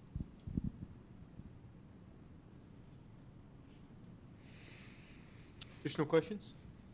Can I just ask, so, I know you guys hate when I speak, but how set in stone are we at this 88-12? I mean, that, if the secondary study continues and goes on, and we find out that there are, we are seeing an increase in robotics, right? So now we started at 1 or 2, now we're at least 12 or something, right? And that probably is going to go up. I always, like Sarah said first, programming first, and so that's where I want to make sure that we're just not adding gyms when we've got competing. And right now, like, for example, is the robotics, if they said we need a gym to do this, are they getting first dibs? Or are they getting boxed out by other things? It should be equal access. And so that's, my concern is that they're not getting equal access now, and so we wouldn't necessarily get equal access later. And these are all very good questions, and it's important to have this discussion. Remember, this is all concept versus into the design phase. Again, I think we're going to have a huge influence around this whole maker world, which is strong on innovation beyond the robotics. Okay, we know that trend is probably 12 months out. So in the design phase, but what is that 24 months out? And it's that engaged learner in the different way. We know that we're locked into a school year right now, but we do believe that it's going to go beyond the school year. So I think you're right in saying we need to examine this space number. And because this might be too close to the old paradigm, and we'll get caught in that. And I think we can meet everybody's needs, even if there are athletic needs, but we just need to, again, keep working this. So this is similar input that we received from an input session we had last Thursday from families, parents talking about it. So again, I think we're looking for language. We're calling on other school districts. We're really looking for trends. Again, Wold has done a lot of good things and some of their conceptual drawings going forward.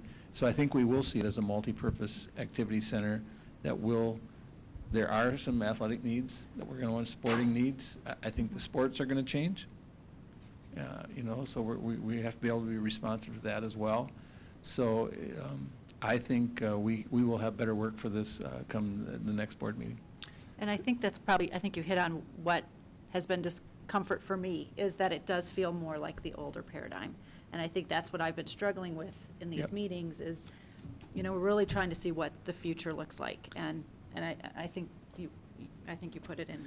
Yeah, and this is why these discussions are important, because we gained a lot just recognizing last time the importance of how this frees up and really allows us to have a true middle level environment, because, and so we're now working that to help, because what we want to do is make sure that our community does understand where we're headed and the importance of all these decisions going forward. So we'll keep working this and have a better language. Again, not that we're trying to sell it, but a better explanation so that people will understand that the role it will play for us going forward. I appreciate the language that you're using and that recognizing the fact that we do need to look at what's coming forward. I believe it's a both and. The athletics are important. We're not trying to diminish what's available. We are an educational district. That's our mission. And there are a lot of different ways that education needs that flexible space. But I believe that you stated it well in talking about the fact that there are activities that aren't currently part of our program but are around the corner. So what I would ask is, and what I appreciate, is that we keep our spaces flexible. We are designing right now, we're putting in a perimeter, we're building a building, but what happens inside for that programming, that it be able to change, that the floor surface is adaptable for many kinds of activities, that we do have the machining options, the power options, the flexibility options, what kind of cabling, circuitry, what infrastructure needs to be provided in those spaces so that they can be adapted for many kinds of athletic program and educational programming. You know, I'm a straight edge razor guy, and they've just made some big advancements in that in the last 12 months. And I'm just saying that only because I can only guess what kind of enhancements they're going to make in flooring, Vaughn, over the next 24 months because of the change in programming. So it will be truly a multi-purpose, back to the old multi-purpose floors that were not real successful in the 80s. I think we are seeing that type of advancement from a technology standpoint that can create a true multi-purpose space. And I might be putting words in your mouth, but I think you can respond to some of the work being done there. There's advancements coming out constantly that we're always doing new research and looking at products that are available and furthering what we know about what can go in and out of those spaces as well. You also know they have 5-blade razors now, right? I do. With a little pivot there, it's just like, wow. And I think that going forward is going to be one of the important things to stress is that as the paradigm shifts at the high school, we don't know whether we're going to continue to require 2 gym credits. We don't know what high school athletics are going to look like 10 years from now. We don't know the other activities. Robotics is the thing now. It might be something completely different in 10 years. But the more flexible we can build that space with the floor and everything else, so that we can say, well, maybe this year it's 88% mainly gym and 12% other space, but it might it flexes every year or it flexes over time, so that that's not a set percentage, that's the way we built the building. It's an 88-12 building, but it's a much more flexible building. And remember, we're also being able to address furniture. Again, not just at the elementary, but at the middle and at the high school level. So that use of available furniture to be used flexible will also enhance the space. And so it's an and piece here of how we'll be able to use furniture going forward in these large group spaces.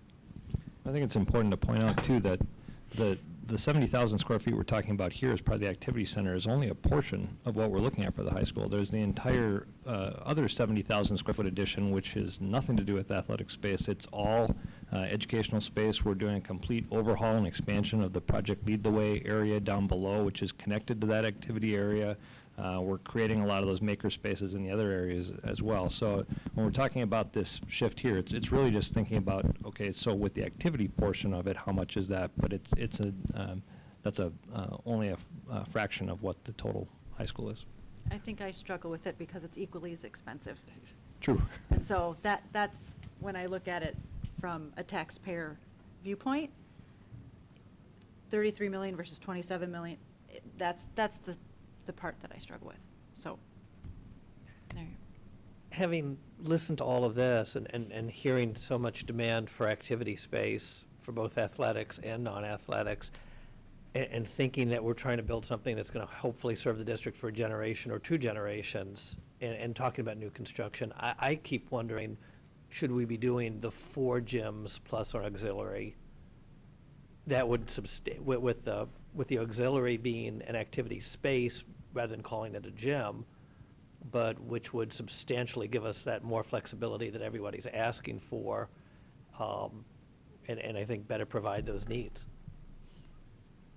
And I think we have tentative plans around that as well. So that is, again, more learning that we can present back to the board around that concept as well. I think it's a very good question.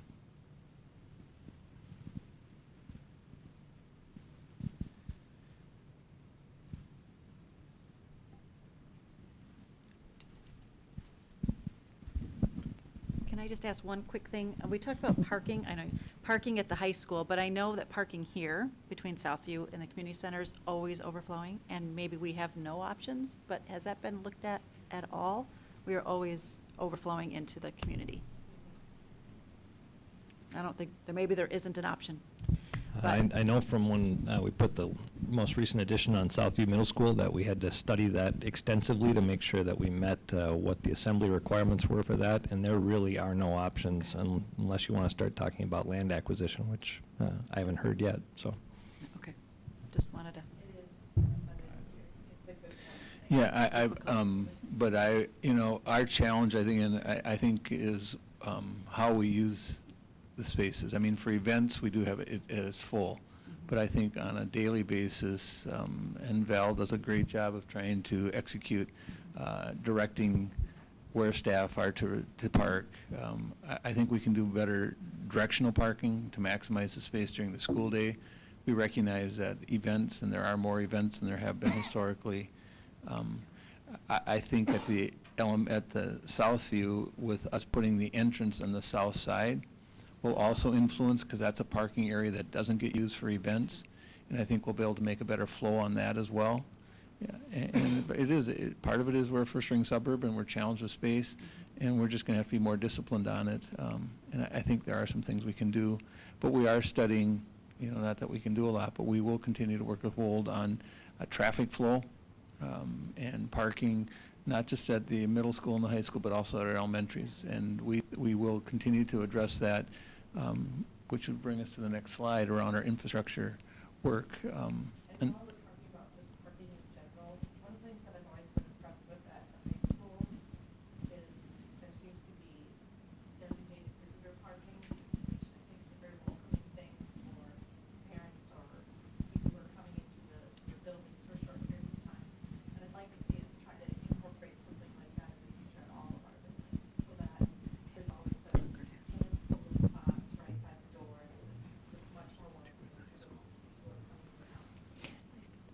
And I think as part of, it's also part of our alternative facilities plan is to look at that traffic flow, and as we've heard so eloquently from Vaughn last week, you want buses separate from cars, and so trying to figure out ways, especially at those younger ages. So we are looking at all of that. Not only, we don't want this to be the only place that we're looking at that, we're also looking at that as part of the alternative facilities plan.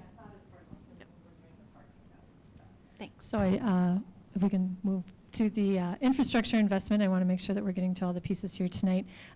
As you know, that we are looking at some additional safety and security enhancements. So we talked about those physical relocations of offices, but we know that there's some additional safety and security enhancements that were brought forth in the facilities task force, some more technologies, a panic/duress button that might be able to be used, some other sorts of ways to lock down different parts of the building at different times.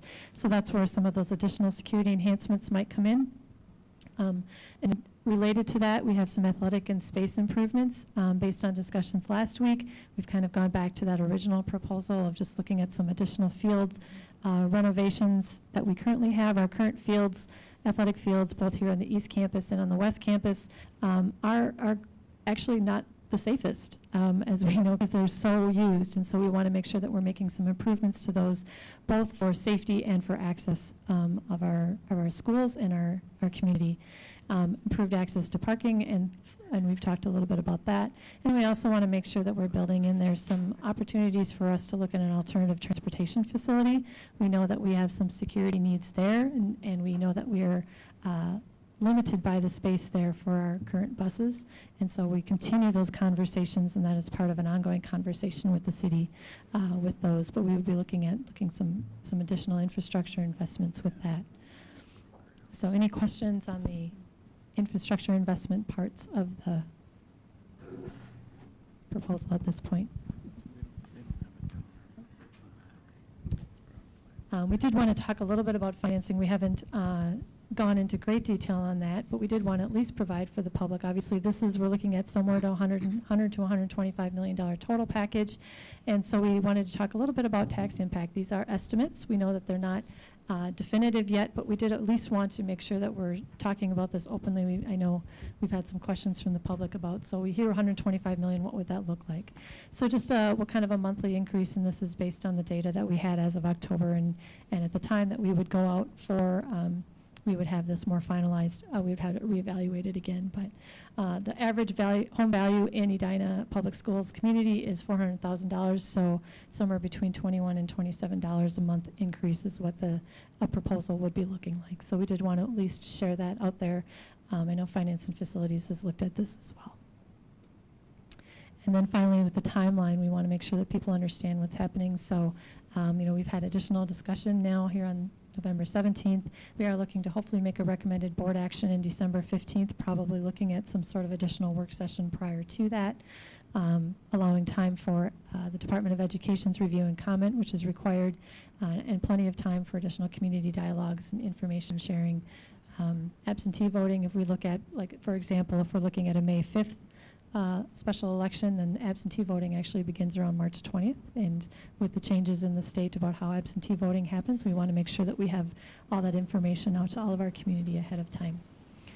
And then we have a number of upcoming stakeholder engagement meetings. We're having some small group leader conversations happening here over the next few weeks. We hope to have some staff dialogues right after Thanksgiving. And we do have a community forum scheduled for December 8th that we'll begin promoting here this week, that we do invite the community to come and hear about our next generation plan and our next generation facilities.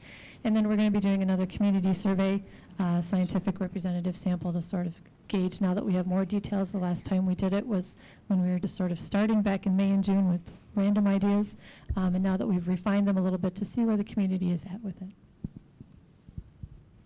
So that is our presentation at this point. If there's any additional questions. When I was looking at the packet, one of my concerns was around the timeline.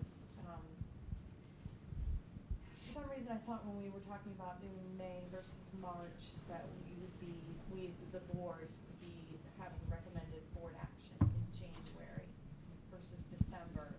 Because I see all the community dialogue and all the forums happening in December, which is a tough month anyway to connect. Sometimes people, I'm a little worried that we won't get. Sorry, thank you, sorry.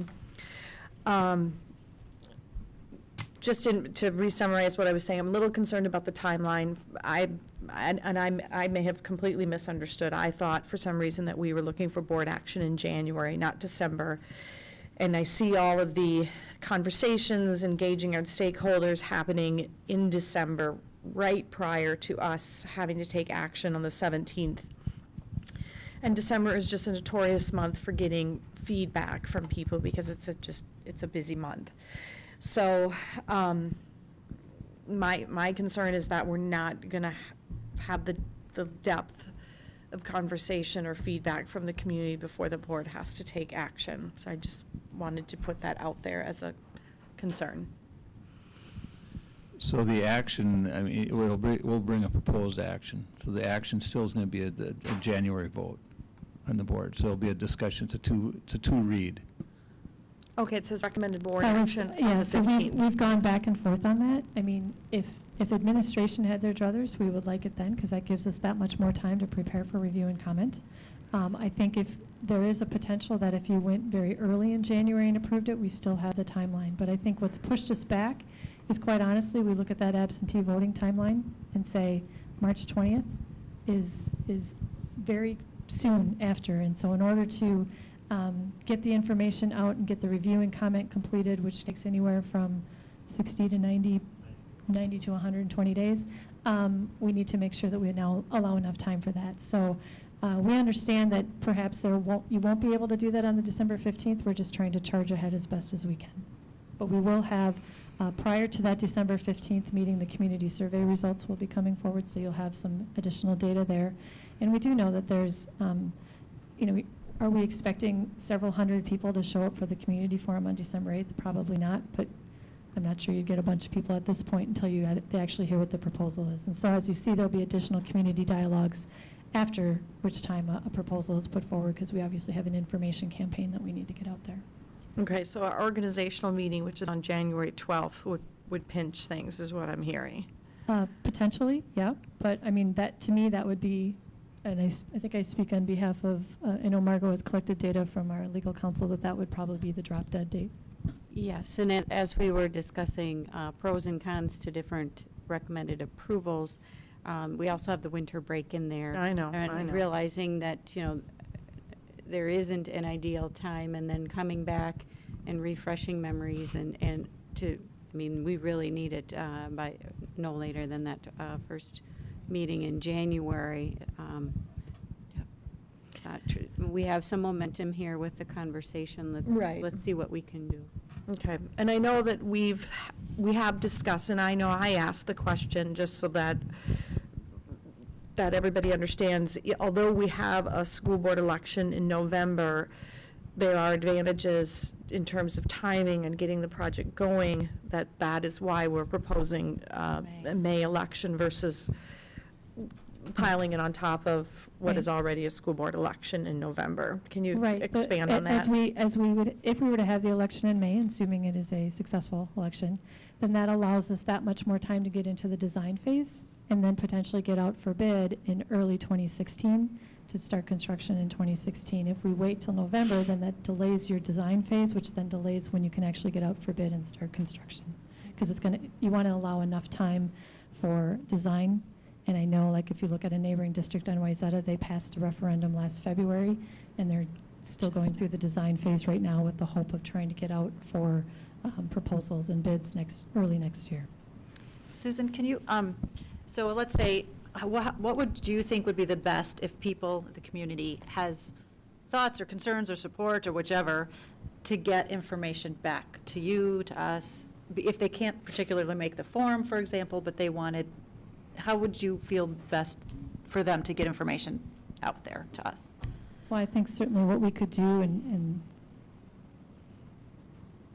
You can think about it, but yes, I mean, I think we can think of some additional community opportunities for input. I do think that the survey is going to be very telling. You know, they do a very good job of making sure that it's a representative survey, that it really is about likely voters as well, you know, so it's not just talking to our parents, although that's obviously our target audience with a lot of this. But I think that we can look at some additional opportunities for input online.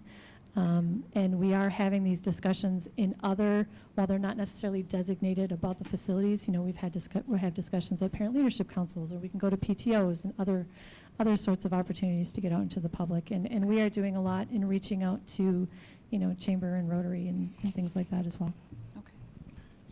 So maybe just some clarity on what this motion would be potentially for December 15th or January 12th. So we're going to approve a dollar amount is one thing, and then a distribution of how we anticipate those dollars being used, or what does the motion look like?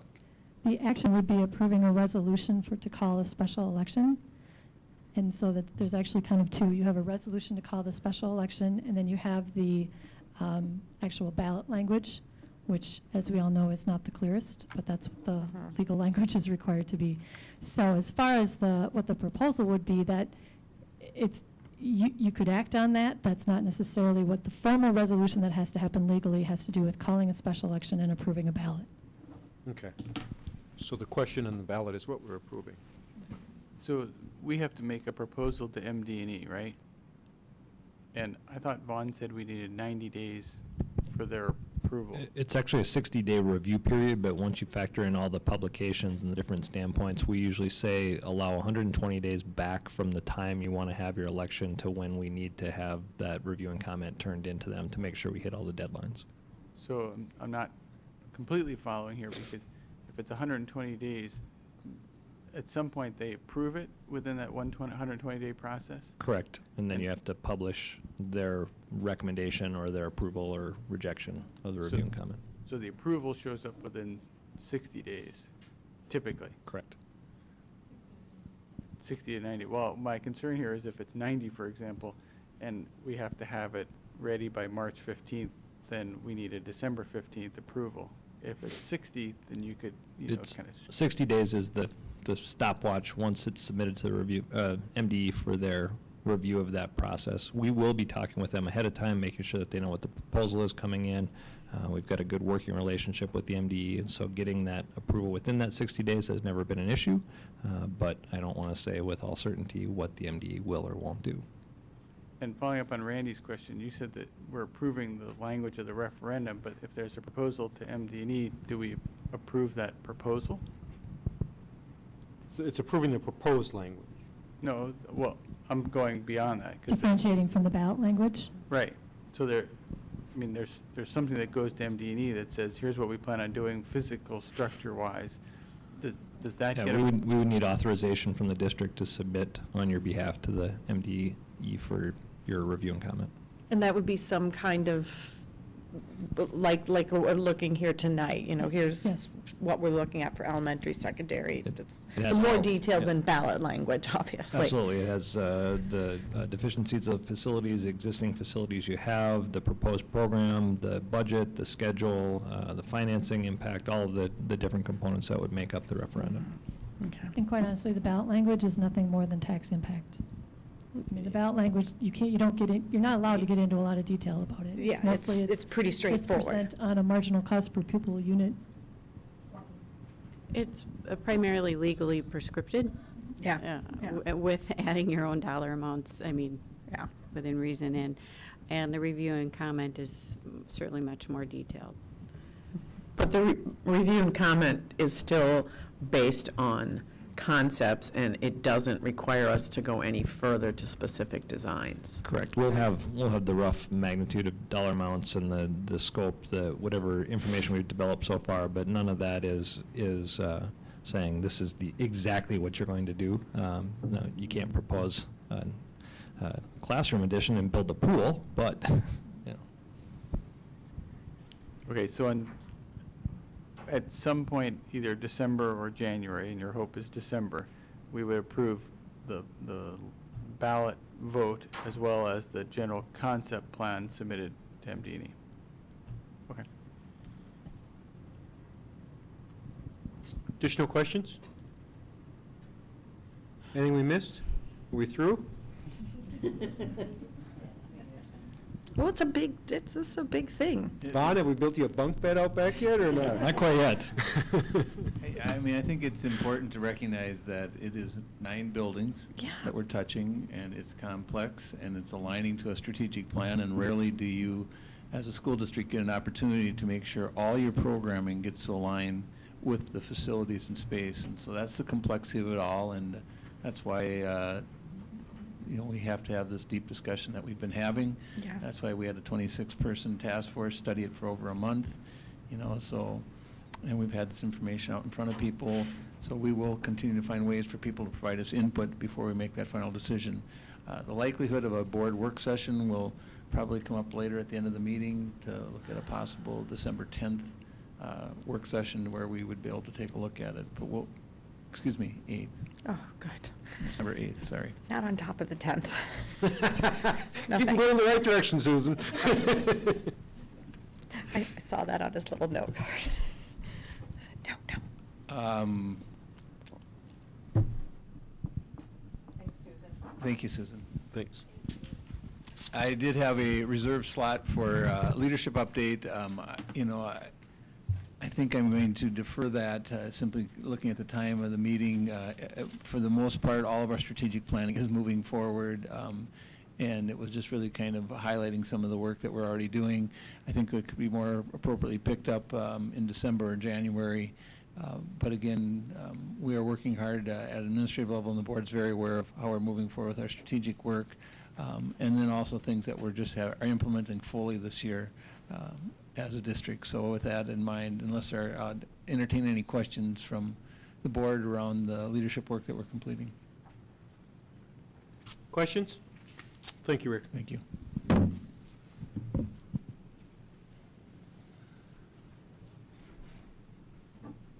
Next up is our consent agenda.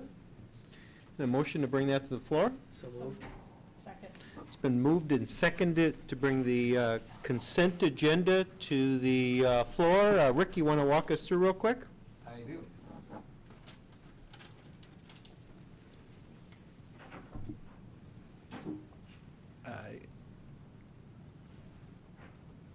So with the consent agenda items, we have our regular personnel items that are part of annually what we address. We have our expenditures for November. We are approving again our employee benefit consultant renewal. This is the same company that we've been with in the past. We earlier this evening had a wonderful event where we recognized 37 of our top scholars and seniors who are either national merit semifinalists or finalists, and they also recognize a teacher who had an influence on them. And it's always great to hear the sharing that our students have for who's influenced them and why.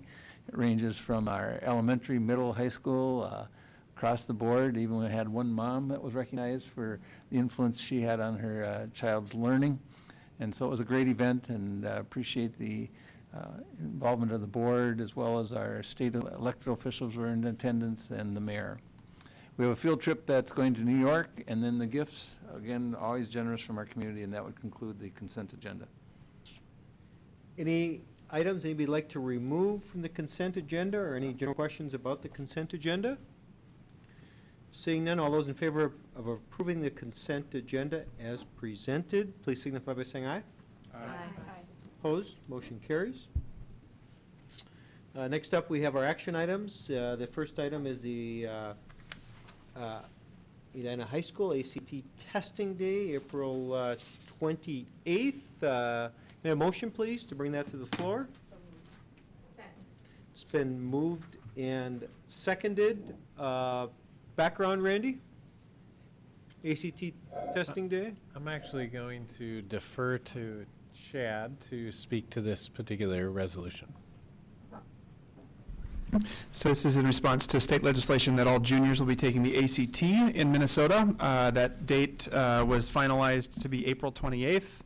And that came to us in late August. So we've been planning for that. And one of the challenges is ACT's recommendations around a secure testing site. To make it a successful testing environment for the students means doing a lot with the rest of the school, which is no bells, no announcements, limited distractions. And so this proposal is to have sophomores in session that day doing college and career planning and ACT prep kind of work, juniors taking the ACT test, and seniors out of session but doing digital learning through their coursework.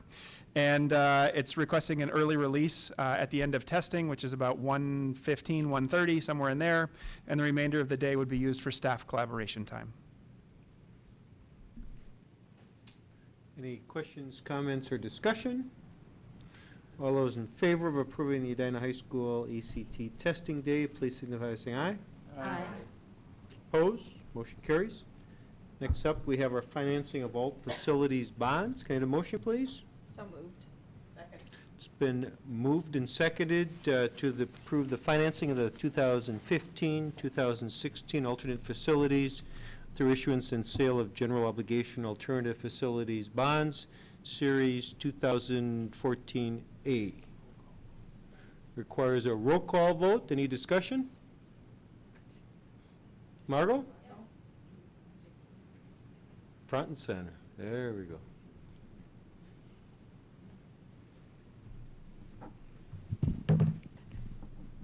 Good evening, Board and Superintendent. Jody Zespos here from Ehlers and Associates, the district's financial consultants. Just quickly, this is part of our overall financing of the alternative facilities bonds. We do some on the pay-as-you-go levy that you preliminarily approved in September.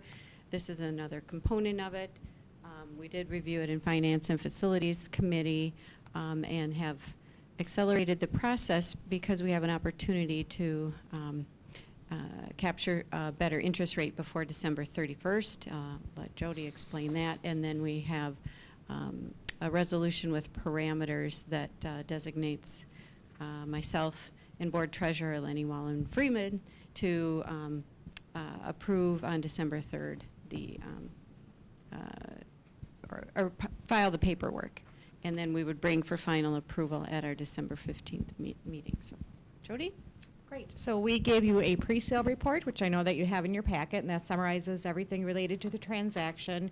But we are following a little bit different procedure just so that we get the bonds closed before the end of the calendar year. If you issue $10 million or less in tax-exempt financing in a calendar year, then you can designate the bonds as bank qualified, which broadens the market for the bonds, and you're able to, banks are able to bid on the bonds and get a tax advantage. So we usually get more bids. Our bids are at these maturities are generally about 50 basis points lower when we're able to open up for bank qualified status. We wouldn't be able to do that if we waited until 2015 because of the proposed bond referendum that you're looking at. So That's the reason for moving forward with a little bit different process, the parameters resolution, and you will actually just take a formal action to ratify the results of the bond sale at your December 15th meeting, assuming we meet those parameters. Any questions, comments, discussion? This went through facilities. No questions. Okay. All those in favor of approving? Roll call. Aye. Aye. Aye. Aye. Aye. Motion carries. Great, thank you. Thank you. And you thought you were early on the agenda. Next up, we've got a motion to grant permanent easement to the City of Edina Countryside Elementary School property. Can I get a motion, please? So moved. Second. It's moved and seconded. Got a couple of questions around this, and I think we should consider tabling it. There's multiple items that the district may not be aware of. As a part of this project, there's also a sidewalk on the north side of Countryside, which is a part of the active Routes to School plan. It's also part of the Living Streets policy. And the sidewalk plan, which would be on Benton, on the north side of Countryside, is also part of the sidewalk plan that the council is scheduled to approve. And for some reason, that's been cut off of this plan. Also, before we give easement it's a permanent easement to the city, I suggest we see a final design, which has not been completed yet, and also request 6-foot sidewalks as well as pedestrian lighting as a safety feature. Both the Benton and the proposed sidewalk here are not at a cost to the district, but they're getting a permanent access to our property as a part of the easement. So my recommendation is we table this and learn a little bit more. I don't think we had full information from the city.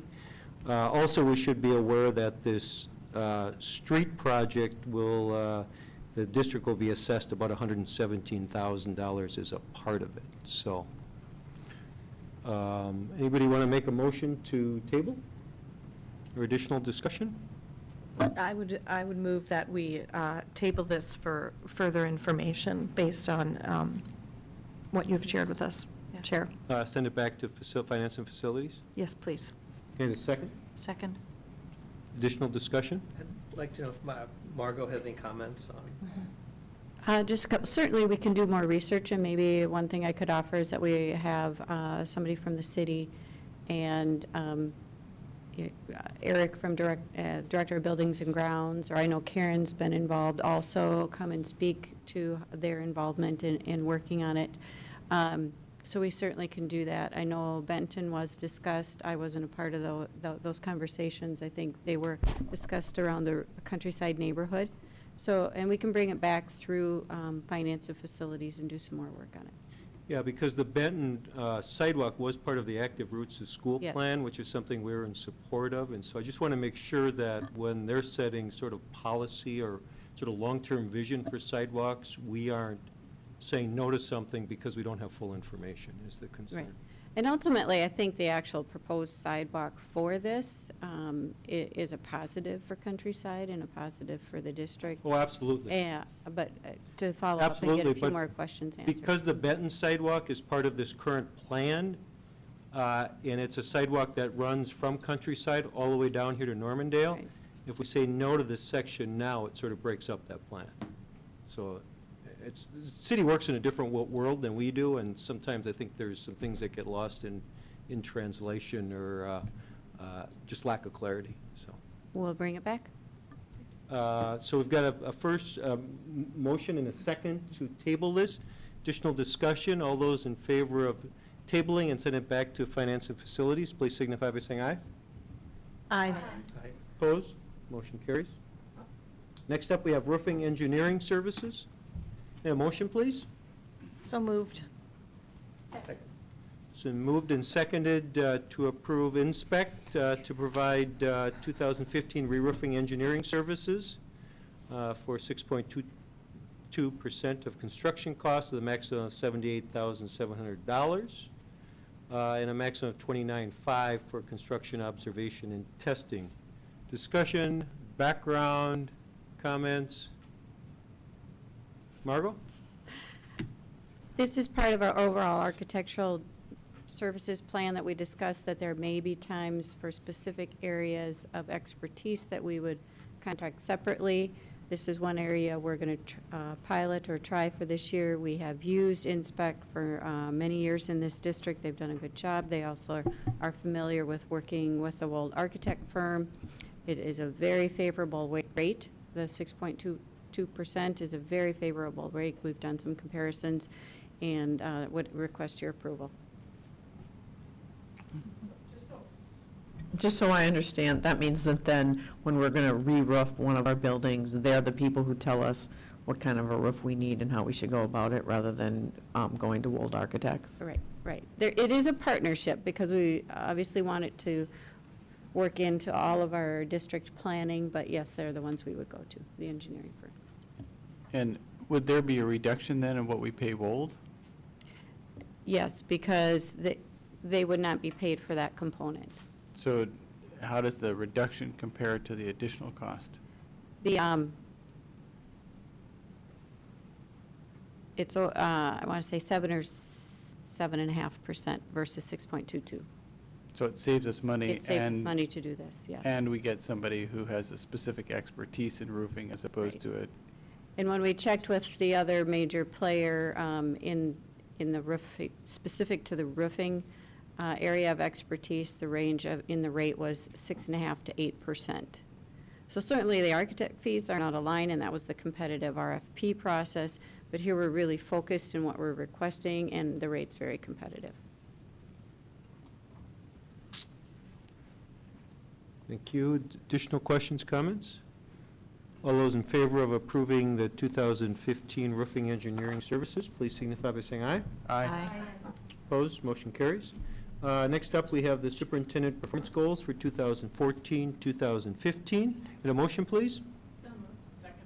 Moved and seconded to approve the superintendent's performance goals, which were discussed and approved as a part of HR. The goal here is to keep Dr. Dressen aligned with the district's focus and where we're going for the year, and also make sure we have something meaningful, measurable, and timely in terms of goals. Any discussion? All those in favor, please signify by saying aye. Aye. Opposed? Motion carries. Paraprofessional contract, can I get a motion, please? So moved. Second. Been moved and seconded to approve the master agreement for the school district with the Minnesota Employee Association. Gwen, we get some background, please? Yes, we had several meetings with the paraprofessional group, and as a result of that, we have a tentative contract. The salary increase would be 2% in year one and 2.75% in year two. Because of the zero increase in health insurance for the district for next year, they agreed to no additional district contribution towards health insurance in year one, which would be January 1st of 2015, but in beginning January 1st of 2016, there would be a 2% increase. And then for the security guard stipend, they would receive an increase of 5 cents per hour for this year, and then 5 cents per hour for year two. With longevity, paraprofessionals can receive longevity at the end of their 7th year or at the end of their 11th year in the district. And the group agreed that we would give a 5 cents per hour increase at the end of their 11th year of service in the district, and that would be for year one, and then another 5 cents per hour increase for year two. The members this year for year one agreed to step increases. So for example, if they have one more year of service, they move up a step on the salary schedule, but beginning July 1 of 2015, there would be no step increase. The total package is 7.67% or $341,000, which is in the parameters that you agreed to last spring. I'd be happy to answer any questions. Gwen, could you clarify the step increase is, So it's the- are we just doing 1 year that's unusual, but the following year they will get a step increase? Correct. Typically, each year, if they advanced on the salary schedule going from step 1 to step 2, that would automatically happen. But the group presented the proposal that there would be no step increase for year 2 of the contract. And that was what the group, and they went back to their membership and had a meeting and voted on that and agreed. So they wanted to bring that proposal to the table. Okay. Additional questions, comments, discussion? All those in favor of approving the paraprofessional contract, please signify by saying aye. Aye. Opposed? Motion carries. Next up, we have agreement for school resource officer services. And a motion, please? It's been moved and seconded to approve the school resource officer agreement between Edina Public Schools and the City of Edina. Val? The last time it was formally updated was in 1971, so I think it is due. We clarified language. We changed from police liaison officer to school resource officer and really clarified services and made some changes in terms of the direction they receive here at school. So I think it's exciting for us to continue this relationship with the City of Edina. Any additional discussion or questions? I would just thank Val for her work with I would just thank Val for her work with this. She has worked hard, worked closely with our legal counsel as well as city legal counsel to address this because it does get into areas that you really do want to have defined. We also built this very much on past practice of how we have been using our community resource officers. So, quick question. I was looking at the term and termination, trying to figure out if there's inadequate funding, we can terminate it, but if they do a poor job, we can't? No, we can replace officers at will. I believe there's a clause in there. We review it with their supervisor and on a yearly basis. There's a feedback loop that we're getting. And at any time, then we can request a different officer. Okay. But we can't terminate the contract.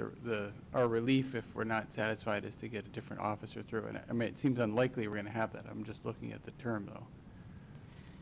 Maybe, I'm sorry, but I'm not a lawyer, but I'm wondering what you're asking in terms of, because my understanding is that at any time we could request a different officer, which is de facto termination. So I think what Lenny's asking, if we decided to use a different type of service, are we committed to this contract indefinitely? No, on a year, no, that's not what you're asking, or? Yes, because I think it renews automatically for up to 5 years. And so basically it's a 5-year deal. Every July, I believe we have the option of saying we want to renew or not renew. I don't think that's what it says. I think it says that it automatically renews unless there's inadequate funding. So it's a 5-year contract as opposed to a 1-year contract. Okay.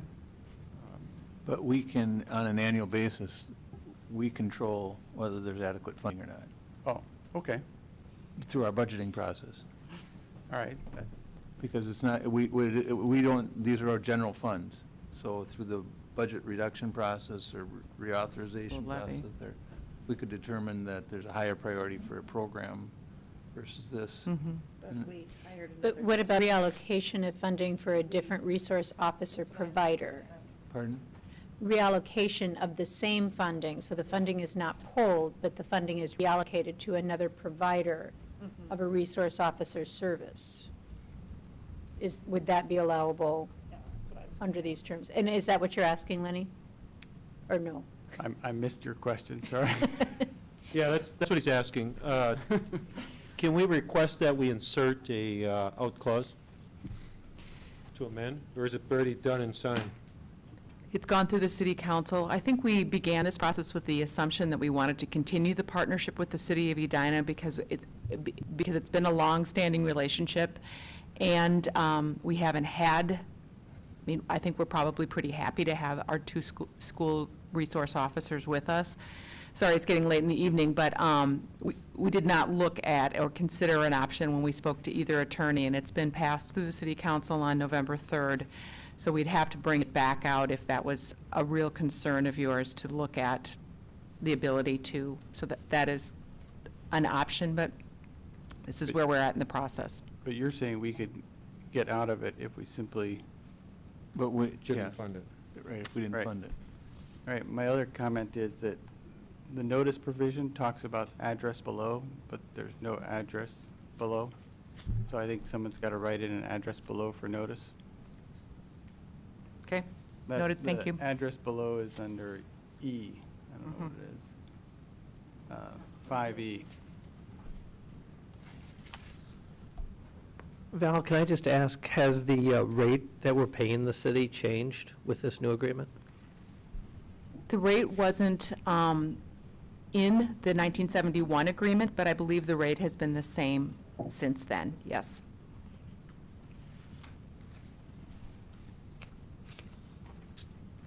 Additional questions or comments?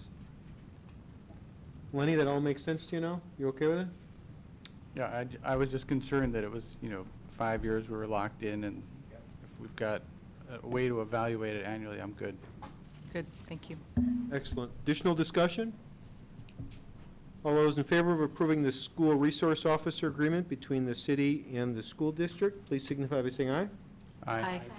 Opposed? Motion carries. Next up, we have our schedule review of student policies 512, 517, 519, 520, 527. We've seen these before. Can I get a motion to bring them up? So moved. Second. It's been moved and seconded. Schedule review of the 500 policies. Any changes since we last saw these? No. Discussion? I've actually, on rereading it, have a question about 535. Or that's under That's new? discussion. Okay, that's good. So, I'm good. okay.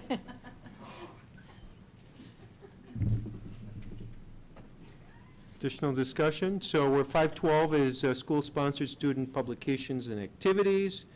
517 is student recruiting. 519 is interviews of students by outside agencies. 520 is student surveys. And 527 is student use and parking of motor vehicles, patrols, inspections, and searches. No discussion. All those in favor of approving the 500 series policies as we read previously last month, please signify by saying aye. Aye. Opposed? Motion carries. That's the last action item this evening. Now we're on to discussion. We have policy 421, and then we have several additional 500 series policies. Who would like to start? I will. I'm sorry, I'll start with 421. The change to that was to bring in some new language that was passed by the legislature as part of the 2014 session laws, and the language that we have here does not fully capture what that change in the law was, so I would say that it only does about half of it, and we have to go back and fix it. As I was reading it, I unfortunately didn't get to the discussion section of my board packet till late this afternoon and realized it wasn't as updated as it needs to be. So that will be something that you will see again next month. Basically, the language you see in red where it says a local official may not give a gift, there also has to be language that says we can't accept a gift. And then there are some exceptions, but we'll fix that, and then it will be what it needs to be. So can you just, in layman's terms, explain who this majorly affects and what is it trying to avoid? Because I know with the gift policy, we've talked about that in the past around, this is not to discourage from. This now applies to us as school board. Okay. And the people on our lead team and district officials. Administration, too. Okay. Yes. And so we're not allowed to give or accept gifts from interested persons unless under very specific circumstances that are outlined in statute.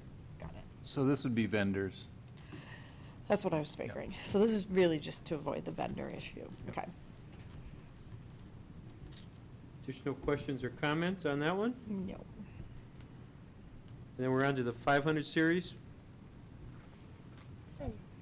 So 508, we're still in the process of reviewing all of this. We've asked Jeff Jorgensen to take a look at it.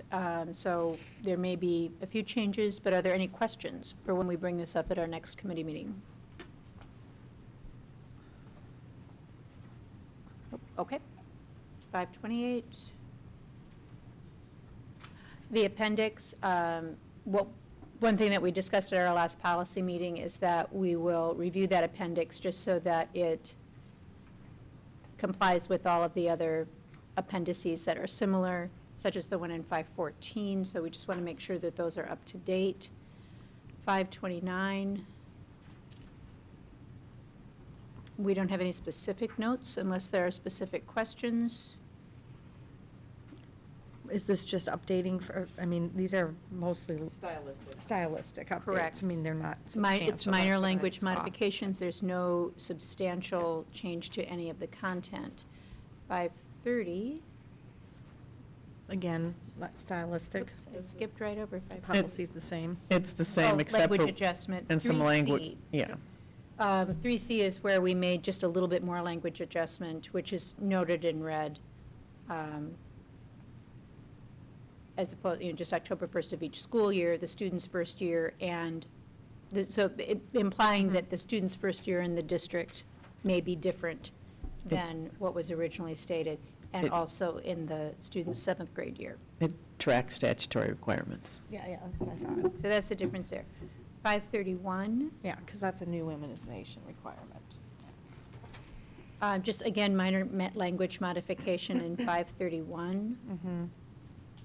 534, we've asked our health coordinator to review whether or not this policy is still needed. So based on the response, it's possible that the policy committee will recommend that we delete the policy, or we may bring it back again. So just something to watch for.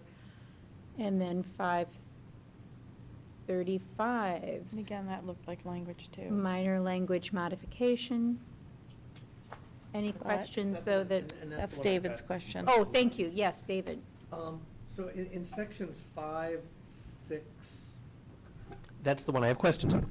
In sections 5, 6, and 7, there's a lot of references to the superintendent. And it doesn't seem to make sense as referring to our district superintendent. And I was wondering, is that the right language? Or does it come out of a time when there was a superintendent of the State Board of Education resolving issues between districts, or? No, I believe I'm responsible for ensuring that at the district level, these things are happening. Okay, but there's issues like apportioning transportation costs between districts when somebody has to have transportation to another district, and it's to be apportioned consistent with the regulations of the superintendent. And I'm I not got sure you. what that would Yeah, mean. I see where you're saying that. Okay. I think that's language directly out of statute, but we can look at it to see if there's any more flavor to it. Okay, I actually looked at the statute today. I don't think it makes, I think it may just be from a time when the state was Got it. structured differently. Okay. We can take a look at that. So thank you for pointing that out. Any other questions on any of the 500 series?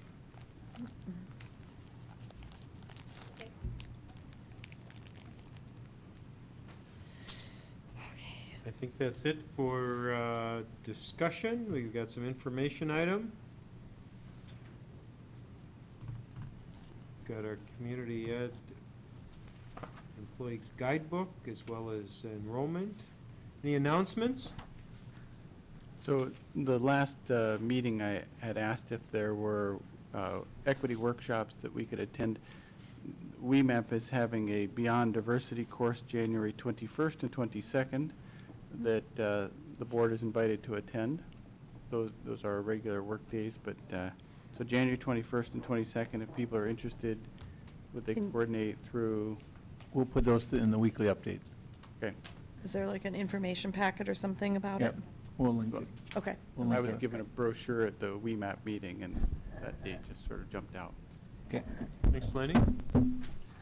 We will likely also have a presentation, WEMIP, which is West Metro Education Program, is really assessing how effective their services are. These are, I believe it's 11 school districts on the north and west side of the river, as it were, and working, Lenny's been a representative on that cooperative arrangement and really doing some assessment work there. So if it's not December, it'll probably be January, where we'll receive a presentation from their superintendent of the WEMAP school district, and we'll probably, over the next months, have some decisions to make, as well our other member districts, around how we can provide the best services. Again, this is a lot of focus on equity, around race and culture, around integration, and just making sure that how we're using these funds as a regional group is effective.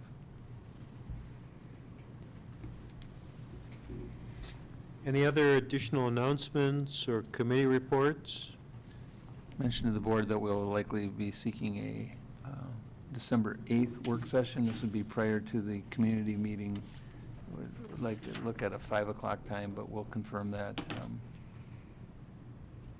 December 8th, okay, before your community meeting? Yes. Is that a Monday? That is a Monday. Okay. And actually, to the Teaching and Learning Committee, you mentioned a couple times a report that I think you guys heard back in June or something. And so what we heard tonight about the power standards, is that part of the report that you referenced? But because you said it was something you were hoping the whole board would hear eventually. In general, yes. Randy Smazel can probably get more detail to that, but yes, this is all part of what has come through Teaching and Learning a couple of times. One of the things we would like to come back to the board with at a later date is to really show the product Mastery Connect to the board, and Yeah, how I that see that. specific tool is going to help us track progress toward those power standards, and how it allows us to collect that data from common summative assessments in a dynamic way. We didn't show that this evening, but we'd like to do that at a future date. It's a very, has a lot of visual impact of looking at the standards and how teachers can manage it in a classroom and how parents could manage it as well. So it's be very useful when you see it. Excellent. We'll also be having a meeting with our state elected officials as we Yeah, I was take a look wondering at about our that. priorities. We're trying to get scheduled dates, and that's been our biggest challenge right now, but we'll likely have a small group one prior to the end of this calendar year, and then early in 2015 would we have the public forum. And so I just wanted to make the board aware of that, and that would probably be the last item of business for me tonight. Any other additional items? Get a motion to adjourn? So moved. Second. Moved and seconded. Any discussion? All those in, anybody objection to adjourning? Seeing none, we are adjourned.